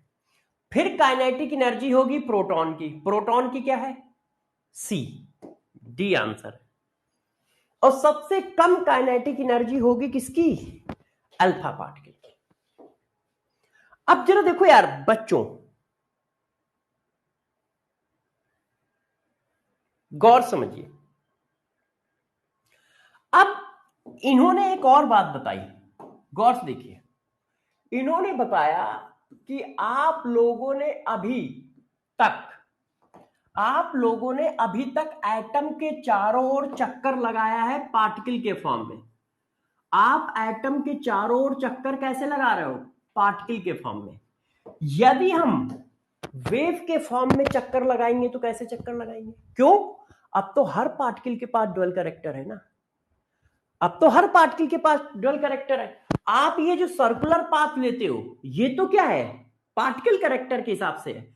और यदि वेव कैरेक्टर होगा तो इलेक्ट्रॉन वेव की तरह चलेगा ना, ऐसे। वेव कैरेक्टर में इलेक्ट्रॉन वेव की तरह चलेगा, ऐसे गलत बन गया। वेव कैरेक्टर में इलेक्ट्रॉन वेव की तरह चलेगा। एक मिनट यार, एक्चुअल में वेव जुड़, अब सही जुड़ी है। अब सही जुड़िए। तो वेव की तरह चलेगा। तो देखो पार्टिकल नेचर में डिस्टेंस कितनी होती है 2 पाई आर एन। अब वेव नेचर में वो डिस्टेंस कितनी है एन लैम्डा। गौर से मेरी बात समझिएगा जरा, ये क्या लिखा है इसको सब लोग अच्छे से समझेंगे, ध्यान दीजिए। आप जब पार्टिकल नेचर में चलते हो तो पूरा चक्कर लगाने में कितनी डिस्टेंस कवर करते हो? जब आप पार्टिकल नेचर में चलते हो, पार्टिकल नेचर में पूरा चक्कर लगाने में कितनी डिस्टेंस कवर करते हो? कवर करते हो 2 पाई आर एन। जब आप वेव नेचर से यही चक्कर लगाओगे तो वेव नेचर से जब चक्कर लगाओगे तो कितनी वेवलेंथ लोगे? तो हमने माना एन वेवलेंथ लोगे। हमने क्या माना? एन वेवलेंथ लोगे। इसका पूरा एक चक्कर लगाने में कितनी वेवलेंथ लोगे? एन वेवलेंथ लोगे। पूरा एक चक्कर लगाने में कितनी वेवलेंथ लोगे? एन वेवलेंथ लोगे, है ना? तो देखो वेयर एन क्या है? एन है, गौर सुनिएगा, number of wavelength required to complete one circle. और इसकी वैल्यू किसके बराबर है? आर्बिट के नंबर के बराबर। जिस सर्किल पे वो चक्कर लगा रहा है उसी आर्बिट के नंबर के बराबर इसकी वैल्यू है। Number of wavelength required to complete one cycle is equal to orbit number. Orbit number, जिस आर्बिट में वो चक्कर लगा रहा है उस आर्बिट के नंबर के बराबर होती है। मतलब थर्ड आर्बिट में चक्कर लगा रहे हो तो आपको थर्ड आर्बिट में कितनी वेवलेंथ लगेंगी? 3 लगेंगी। जिस आर्बिट में चक्कर लगाओगे उतनी ही वेवलेंथ रखती हैं एक चक्कर को कंप्लीट करने में। यदि आप थर्ड आर्बिट में चक्कर लगा रहे हो तो आपको 3 वेवलेंथ पूरा चक्कर लगाने में लगेंगे। आप फिफ्थ आर्बिट में चक्कर लगा रहे हो तो आपको 5 वेवलेंथ लगेंगी। आप फर्स्ट आर्बिट में चक्कर लगा रहे हो तो आपको 1 वेवलेंथ लगेगी। आप 100वें नंबर के आर्बिट में चक्कर लगा रहे हो तो आपको 100 वेवलेंथ लगेंगे। तो एक चक्कर लगाने में जितनी वेवलेंथ लगती हैं वो उसी आर्बिट के नंबर के बराबर होती है। और ये क्या है? De Broglie wavelength. De Broglie wavelength,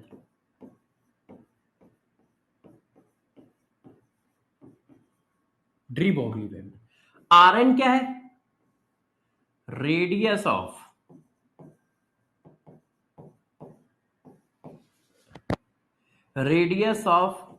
orbit. अब यहां पर बच्चे गड़बड़ करते हैं।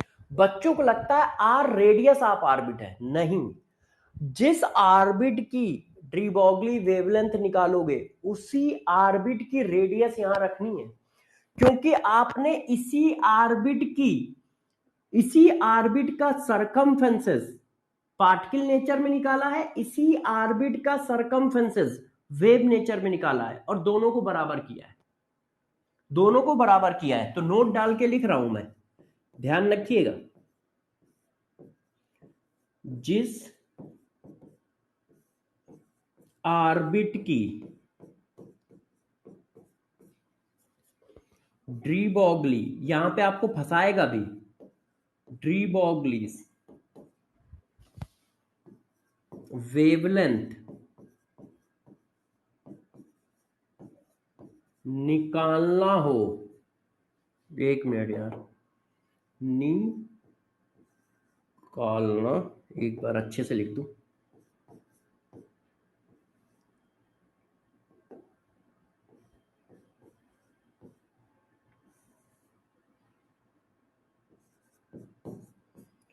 उसी ऑर्बिट की रेडियस पुट करते हैं।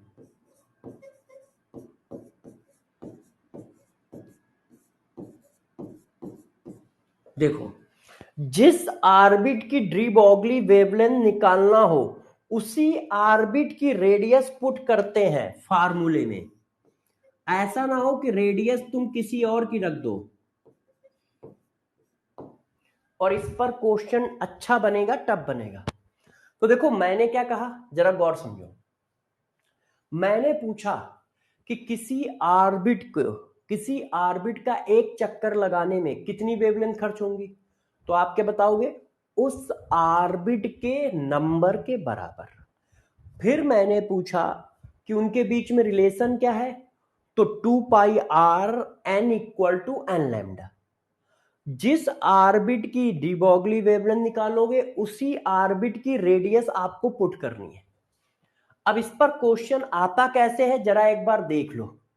जैसे रोना धोना ना मचे जब पेपर में क्वेश्चन आए कि अरे sir,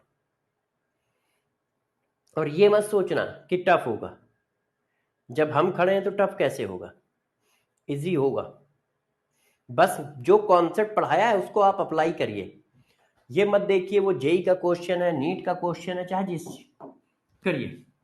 the D Broglie wavelength of electron in the fourth Bohr orbit.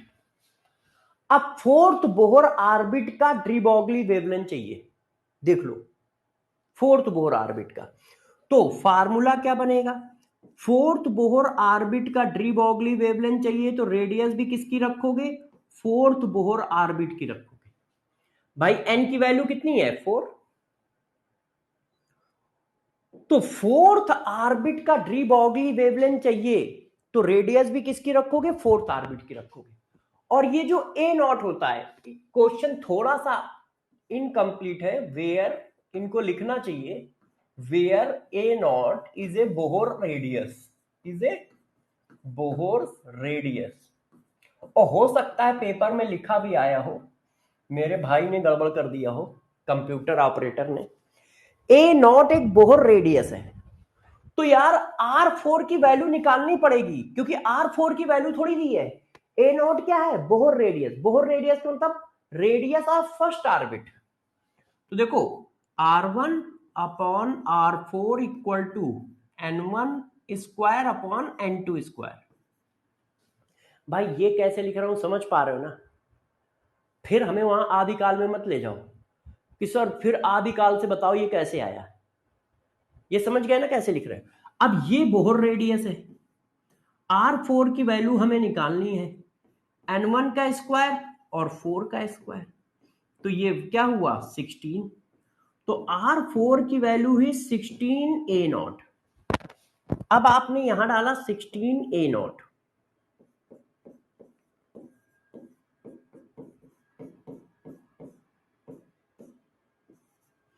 तो लैम्डा की वैल्यू आ गई 8 पाई ए नॉट। आंसर ये है, आंसर ये है, यस। तो बच्चे क्या करते हैं, डायरेक्ट रेडियस की वैल्यू डाल देते हैं, ए नॉट लिख देते हैं। वो बस रेडियस देखते हैं कि यार ये रेडियस है, रेडियस नहीं है। जिस ऑर्बिट की डी ब्रॉगली वेवलेंथ पूछेगा उसी ऑर्बिट की रेडियस डालनी है। और ये क्वेश्चन नीट जेई में कई बार आ चुका है, बस अलग अलग तरीके से थोड़ा बहुत चेंजेस करते रहते हैं, आता रहता है। इस क्वेश्चन को करो, देखो an electron is moving in Bohr 4 orbit, its de Broglie wavelength is lambda, calculate the circumferences of the 4 orbit। बताओ, जो मैं बात बता रहा था वही पूछ ली गई है। वो कह रहा है एक इलेक्ट्रॉन 4 ऑर्बिट में रिवॉल्विंग कर रहा है, तो उसका सरकमफ्रेंसेस बताइए वेव नेचर के फॉर्म में। फोर्थ ऑर्बिट में रिवॉल्विंग कर रहा है, अब इसका सरकमफ्रेंसेस पूछा जा रहा है कि भाई इसका सरकमफ्रेंसेस बताओ।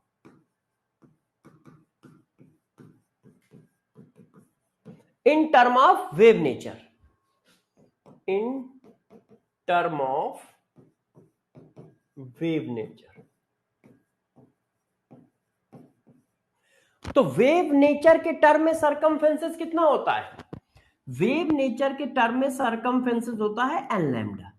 एन क्या है, उस ऑर्बिट का नंबर जिस ऑर्बिट में वो रिवॉल्विंग करता है, उस ऑर्बिट का नंबर जिस ऑर्बिट में वो रिवॉल्विंग करता है। यस, उस ऑर्बिट का नंबर जिस ऑर्बिट में वो रिवॉल्विंग करता है। तो ऐसे क्वेश्चन आपसे पूछे जा सकते हैं डी ब्रोगली वेवलेंथ में। समझ गए सब लोग? क्या इतनी बात सब लोग समझ गए? क्या ये बातें समझ गए आप लोग? यस। अब सभी बच्चे हेडिंग डालें अनसर्टेनिटी प्रिंसिपल। अब बताओ अनसर्टेनिटी प्रिंसिपल क्या होता है? क्वेश्चन क्या है बताइए। अब हेडिंग डाल दीजिए अनसर्टेनिटी प्रिंसिपल।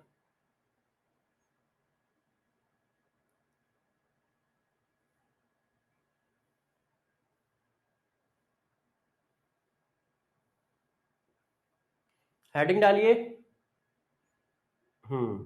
ये देखो uncertainty principle, Heisenberg uncertainty principle, Heisenberg uncertainty principle.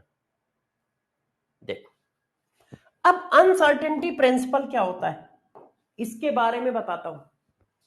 Heisenberg uncertainty principle क्या है? देखो बच्चों, देखें कहीं माइक्रोस्कोप बना है क्या?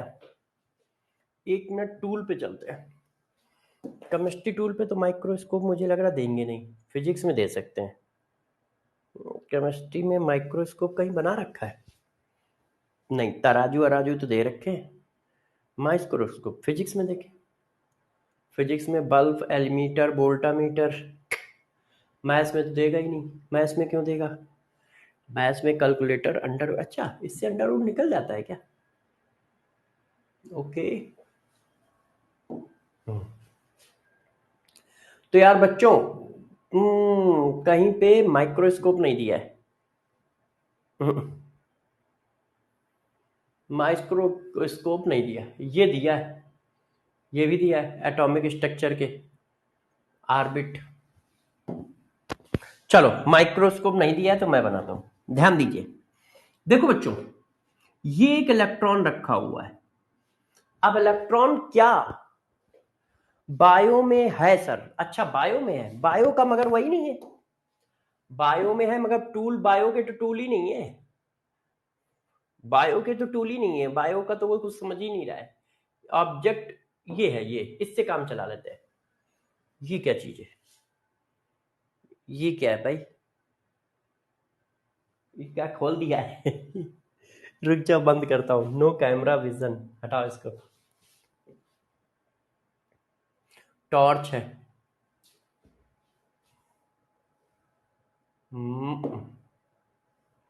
बायो देखो सब्जेक्ट ही नहीं है। केमिस्ट्री, फिजिक्स, मैथ, इंग्लिश, इनके हिसाब से बायो सब्जेक्ट ही नहीं है। इनके हिसाब से बायो सब्जेक्ट नहीं है। इनके यहाँ मेडिकल नहीं चलता है क्या? मैक्सअप है। मैक्सअप जो है टीचिंग बैकग्राउंड कस्टमाइज, चलो यार छोड़ते हैं, है ना, बायो में नहीं है। अब चलो पढ़ाते हैं। देखो ये इलेक्ट्रॉन है। इलेक्ट्रॉन हमें नेकेड आई से नहीं दिखता है। इलेक्ट्रॉन हमें नेकेड आई से नहीं दिखता है। तो अब क्या करोगे? अब देखने के लिए आपको माइक्रोस्कोप चाहिए, बिल्कुल चाहिए। तो आपने एक माइक्रोस्कोप बनाया।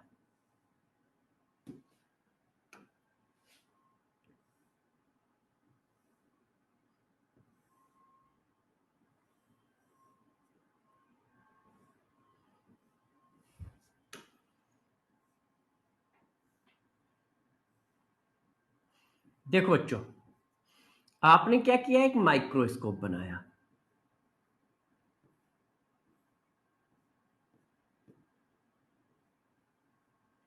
ऐसे। अब आप इससे देख रहे हो, ये आपकी आंख है,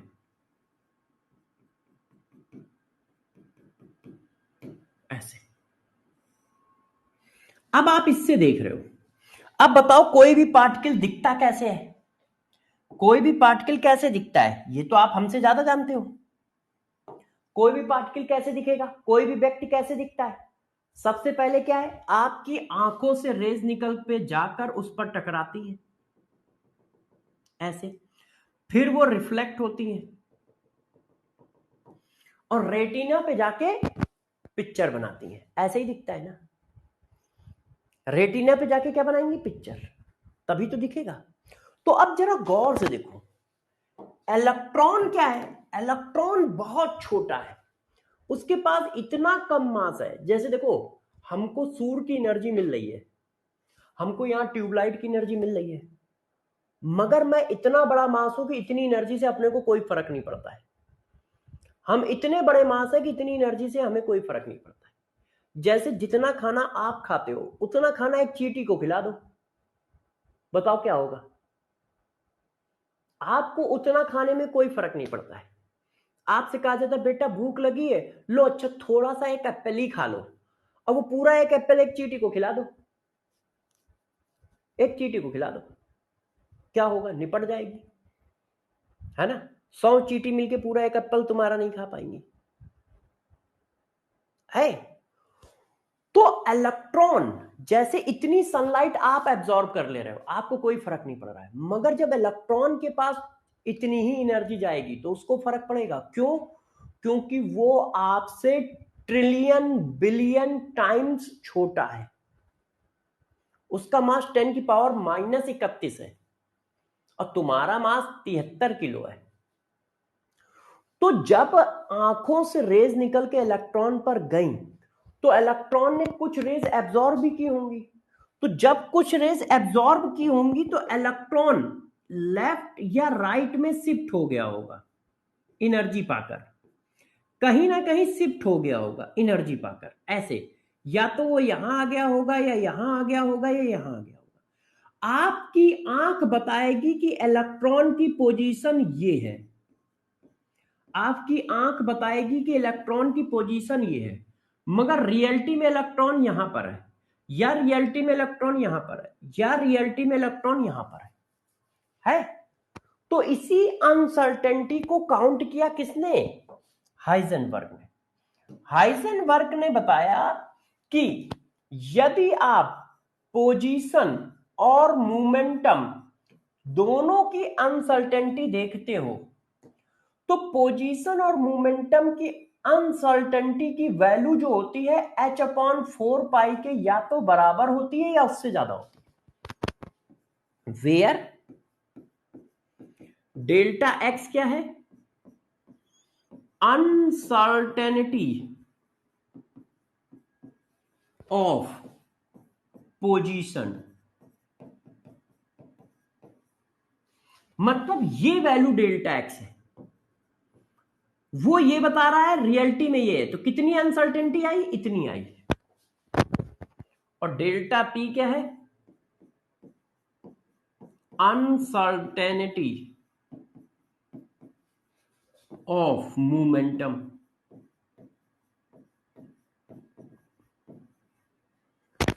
ये देखो, तो हाइजेनबर्ग ने बताया कि पोजीशन की अनसर्टेनिटी और उसके मोमेंटम की अनसर्टेनिटी का मल्टीप्लाई, मतलब उसकी वैल्यू h/4 से हमेशा बड़ी होगी या बराबर होगी, या बराबर होगी।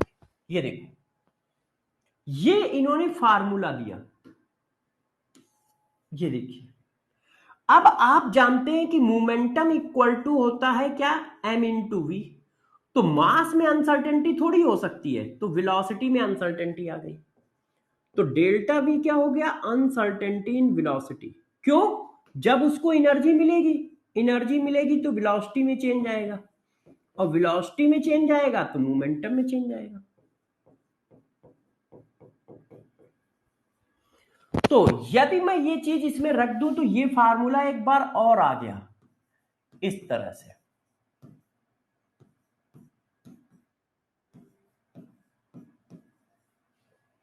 ये देखो,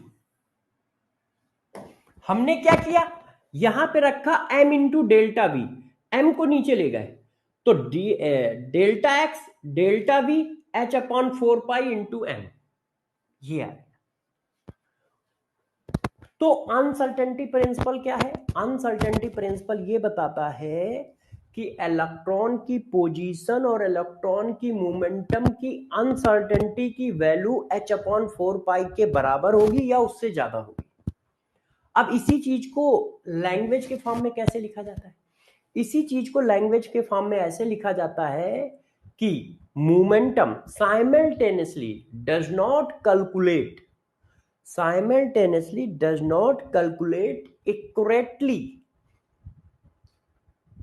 accurately momentum, uncertainty in momentum and uncertainty in position।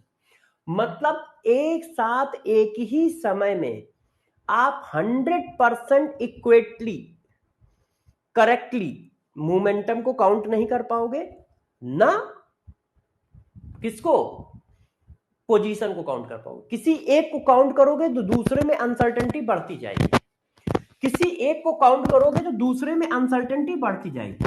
Simultaneously does not calculate 100% accurately momentum, uncertainty in momentum and position.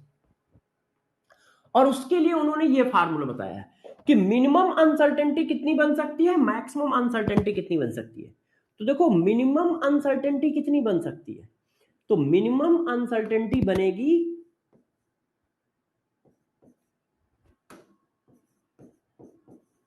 कितनी बनेगी, delta x into delta P h/4 ये मिनिमम वैल्यू है। क्यों? क्योंकि अनसर्टेनिटी का मल्टीप्लाई h/4 से बड़ा है या बराबर है। आवाज क्रैक हो रही है क्या? बच्चा लिख रहा है आवाज क्रैक हो रही है। हाँ,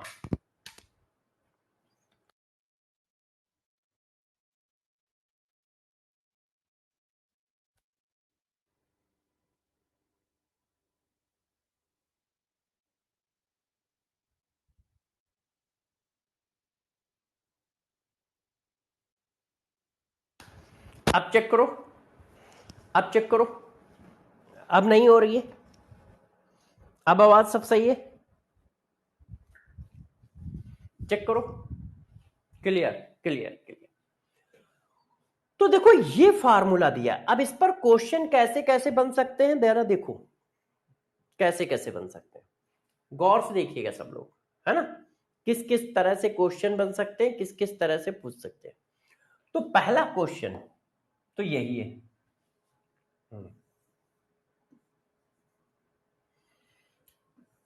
calculate uncertainty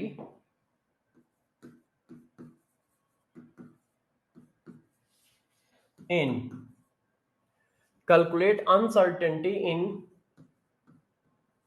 velocity of electron when suppose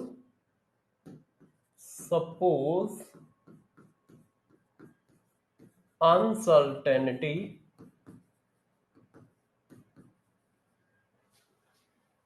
of position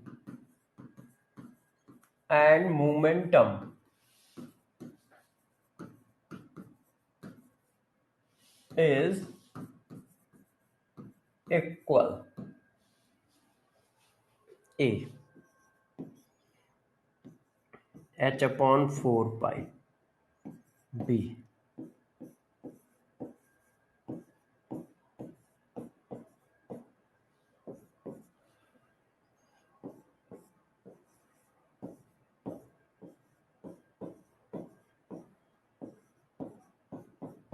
बताओ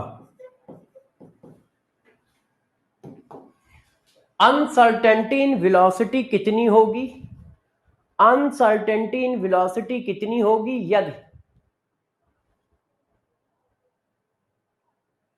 क्या हुआ बच्चों, कोई दिक्कत है क्या, क्यों भाई कोई दिक्कत है क्या?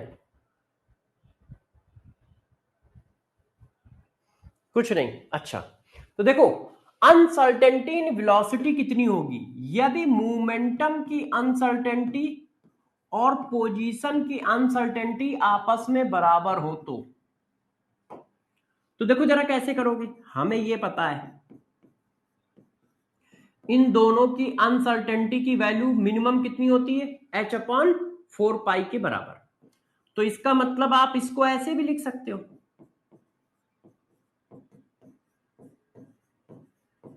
क्यों, ये दोनों आपस में बराबर है ना। तो हमने डेल्टा एक्स की जगह डेल्टा पी लिख दिया, क्यों, क्योंकि हमें पता है कि डेल्टा वी इसमें आता है।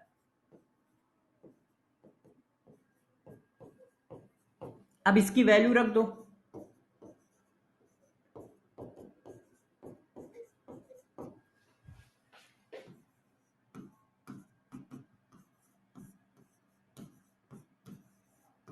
अंडर रूट ले लो,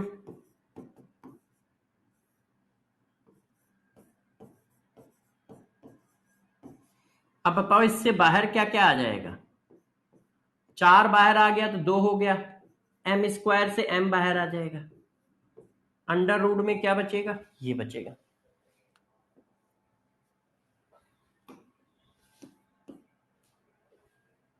सही है, yes, very good, very good.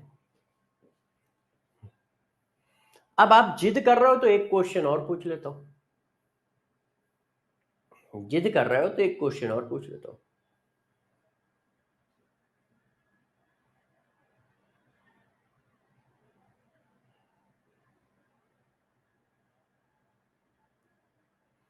अरे यार, फिर से करना पड़ेगा।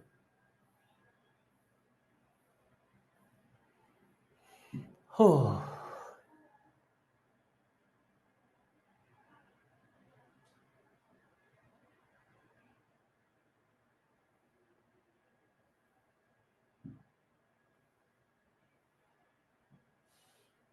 बताओ आंसर बताओ। द, यहां द होगा है ना, the uncertainty in the velocity of two particle A and B are इतना। ए की अनसर्टेनिटी की वैल्यू दी है और बी के अनसर्टेनिटी की वैल्यू दी है। ए की अनसर्टेनिटी इतनी है, बी की अनसर्टेनिटी इतनी है, मीटर पर सेकंड, मीटर पर second respectively. The mass of B is 5 times of mass of A. Mass of B is 5 times of mass of A. What is the ratio of uncertainty in position? Position की uncertainty का ratio पूछ रहा है, position की uncertainty का ratio पूछ रहा है। तो ठीक है, देखो पोजीशन की अनसर्टेनिटी ए की, बी, ए की h/4 पाई ma, अब बी की क्या होगी, h/4 पाई mb, डिवाइड कर दो,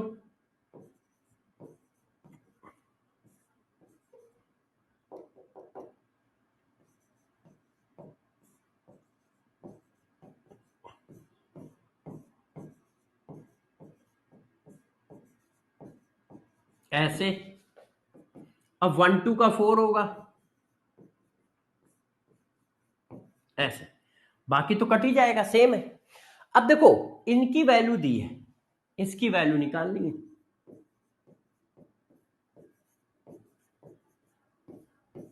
इसकी वैल्यू क्या दी है, 0.5 और इसकी दी है 0.2। मास की वैल्यू क्या दी है, 5 times of A, 5 times of A, ये कट गया। अब ये पॉइंट हटा दो, तो 5 से 5 कट गए, तो इसकी वैल्यू क्या आ गई, 2 के बराबर आ गई। 2 आंसर है कहीं, है, 2 के बराबर आ गई, ये देखो। क्लियर, कर लोगे सब लोग, यस। कर लेंगे। बहुत सही। तो अब बच्चों हम लोग बात करते हैं किसकी? क्वांटम नंबर की। किसकी? Quantum number.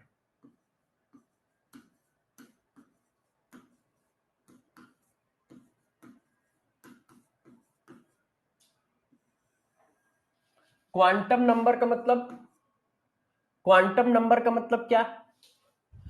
अब हम बात करते हैं मॉडल की। कौन से मॉडल की? हाँ,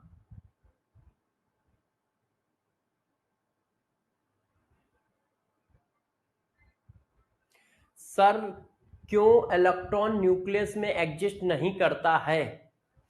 अच्छा देखो, साहिल ने एक क्वेश्चन पूछा है, उसका जवाब दे देते हैं, इसको बाद में करते हैं। साहिल ने क्वेश्चन पूछा है,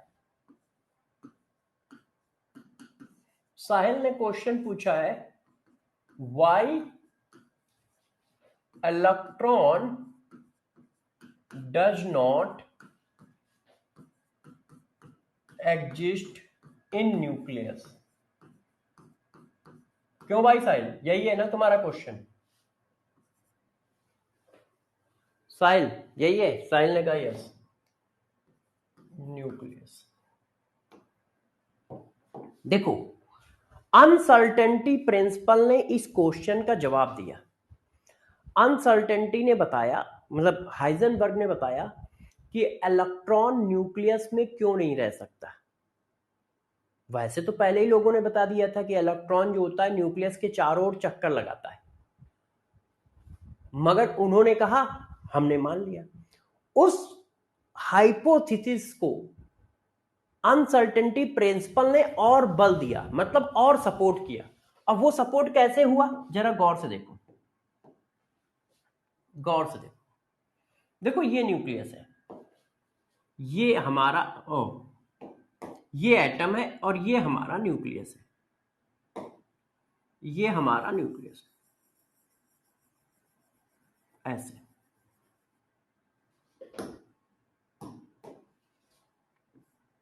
ये न्यूक्लियस और ये हमारा इलेक्ट्रॉन है। यदि हम कहते हैं इलेक्ट्रॉन यहां रहता है, हम मान लेते हैं, हम सपोज कर लेते हैं, हम सपोज कर लेते हैं कि इलेक्ट्रॉन न्यूक्लियस में रहता है।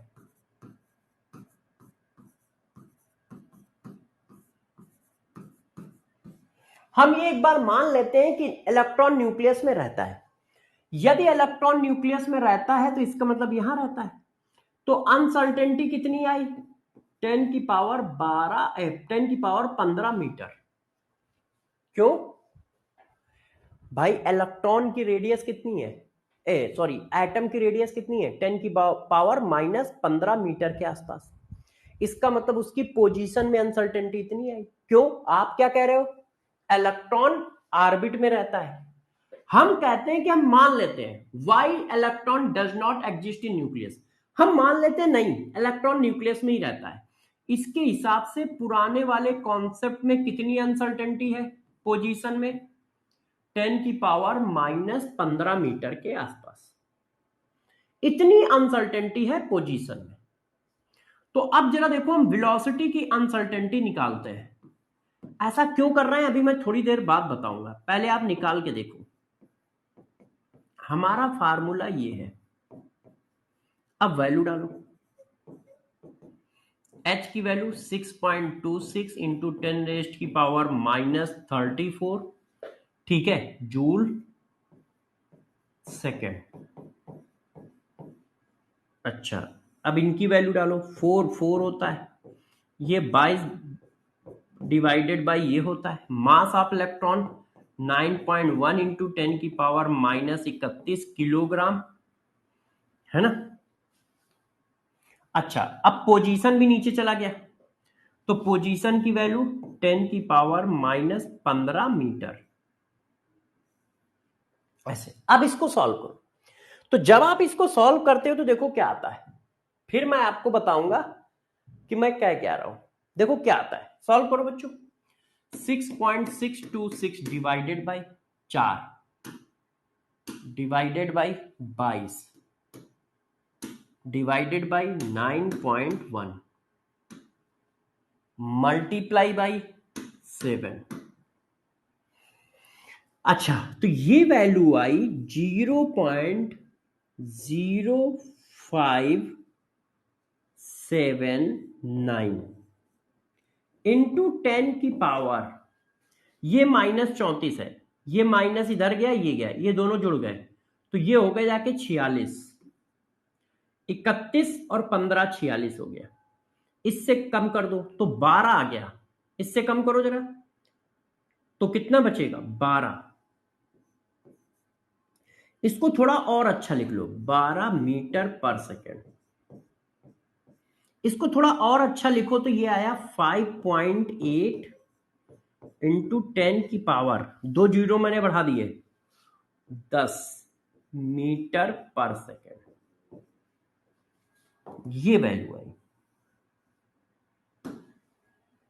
अब गौर से मेरी बात समझना, ये value I uncertainty in velocity. तो देखो, अब इस बात को मैं समझाता हूं। हाइजेनबर्ग ने बताया कि इलेक्ट्रॉन न्यूक्लियस में क्यों नहीं रह सकता। तो इलेक्ट्रॉन न्यूक्लियस में क्यों नहीं रह सकता, तो मैंने कहा नहीं, रह सकता है। यदि इलेक्ट्रॉन न्यूक्लियस में रह सकता है, इसका मतलब इलेक्ट्रॉन की पोजीशन में अनसर्टेनिटी 10 की पावर -15 मीटर है। क्यों? क्योंकि आप कह रहे हो एटम की रेडियस 10 की पावर -15 मीटर है। क्यों? क्योंकि एटम कहां रह रहा है, ऑर्बिट में। हम कह रहे हैं नहीं, वो तो अब न्यूक्लियस में रह रहा है। इसका मतलब आपकी थ्योरी में पोजीशन की अनसर्टेनिटी कितनी है, 10 की पावर -15 मीटर। जब हम इस वैल्यू को डालते हैं तो वेलोसिटी में अनसर्टेनिटी निकल के आती है 5.8 इंटू 10 की पावर 10 मीटर पर सेकेंड। और ये जो वेलोसिटी की अनसर्टेनिटी है, ये जो वेलोसिटी की अनसर्टेनिटी है, ये स्पीड ऑफ लाइट से ज्यादा है। ये स्पीड ऑफ लाइट से ज्यादा है, चेक करो, ये स्पीड ऑफ लाइट से ज्यादा है, जो पॉसिबल नहीं है, जो पॉसिबल नहीं है। किसी भी पार्टिकल की वेलोसिटी स्पीड ऑफ लाइट से ज्यादा नहीं हो सकती, जो पॉसिबल नहीं है। इसका मतलब क्या हुआ, it means electron does not exist in nucleus. क्योंकि उसको न्यूक्लियस में रहने के लिए इतनी अनसर्टेनिटी इन वेलोसिटी होनी चाहिए। एरो गलत लगा है सर, सही कह रहे हो। ये देखो, ये वेलोसिटी ऑफ लाइट से बड़ी वैल्यू है, और वेलोसिटी ऑफ लाइट से बड़ी वैल्यू पॉसिबल नहीं है, पॉसिबल नहीं है। क्यों? क्योंकि यदि लाइट के बराबर वेलोसिटी हो गई तो पार्टिकल जो है वेव कैरेक्टर में आ जाएगा। तो uncertainty in velocity speed of light से बड़ी नहीं हो सकती है। इसका मतलब जो तुमने सपोज किया है वो गलत सपोज किया है, क्योंकि जो तुम सपोज कर रहे हो उसके हिसाब से जो वैल्यू आ रही है वो ऐसी वैल्यू आ रही है जो पॉसिबल नहीं है। इसका मतलब सपोज जो किया गया है वो गलत सपोज किया गया है। इसका मतलब इलेक्ट्रॉन न्यूक्लियस में नहीं रह सकता है। इसका मतलब इलेक्ट्रॉन न्यूक्लियस में नहीं रह सकता है। मगर इस टाइप के क्वेश्चन स्कूल में पूछे जाते हैं, इस टाइप के क्वेश्चन स्कूल में पूछे जाते हैं, ठीक है। बच्चा कह रहा sir metre per second unit नहीं आई। अरे जूल को तुम उसमें लिखोगे ना, अभी मैंने जूल लिख रहा है, जूल लिखो उसमें लिखो ना, किलोग्राम और मीटर पर सेकेंड में, तो अपने आप कट जाएगी। तुम भी यार, अब तो क्वांटम नंबर, अब देखो सिर्फ हमारा क्वांटम नंबर रह गया है, बाकी सब खत्म हो गया है।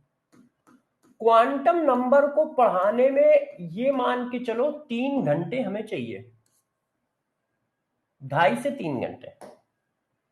बस मतलब एक क्लास के आसपास का समय चाहिए, अप्रॉक्स 3 घंटे मैक्सिमम। मैक्सिमम क्वांटम नंबर अपना खत्म हो जाएगा। तो ये मान लो मंडे को हमारा काम खत्म हो जाएगा, मतलब फिजिकल केमिस्ट्री खत्म हो जाएगी। ट्यूसडे से हम लोग ऑर्गेनिक में आ जाएंगे।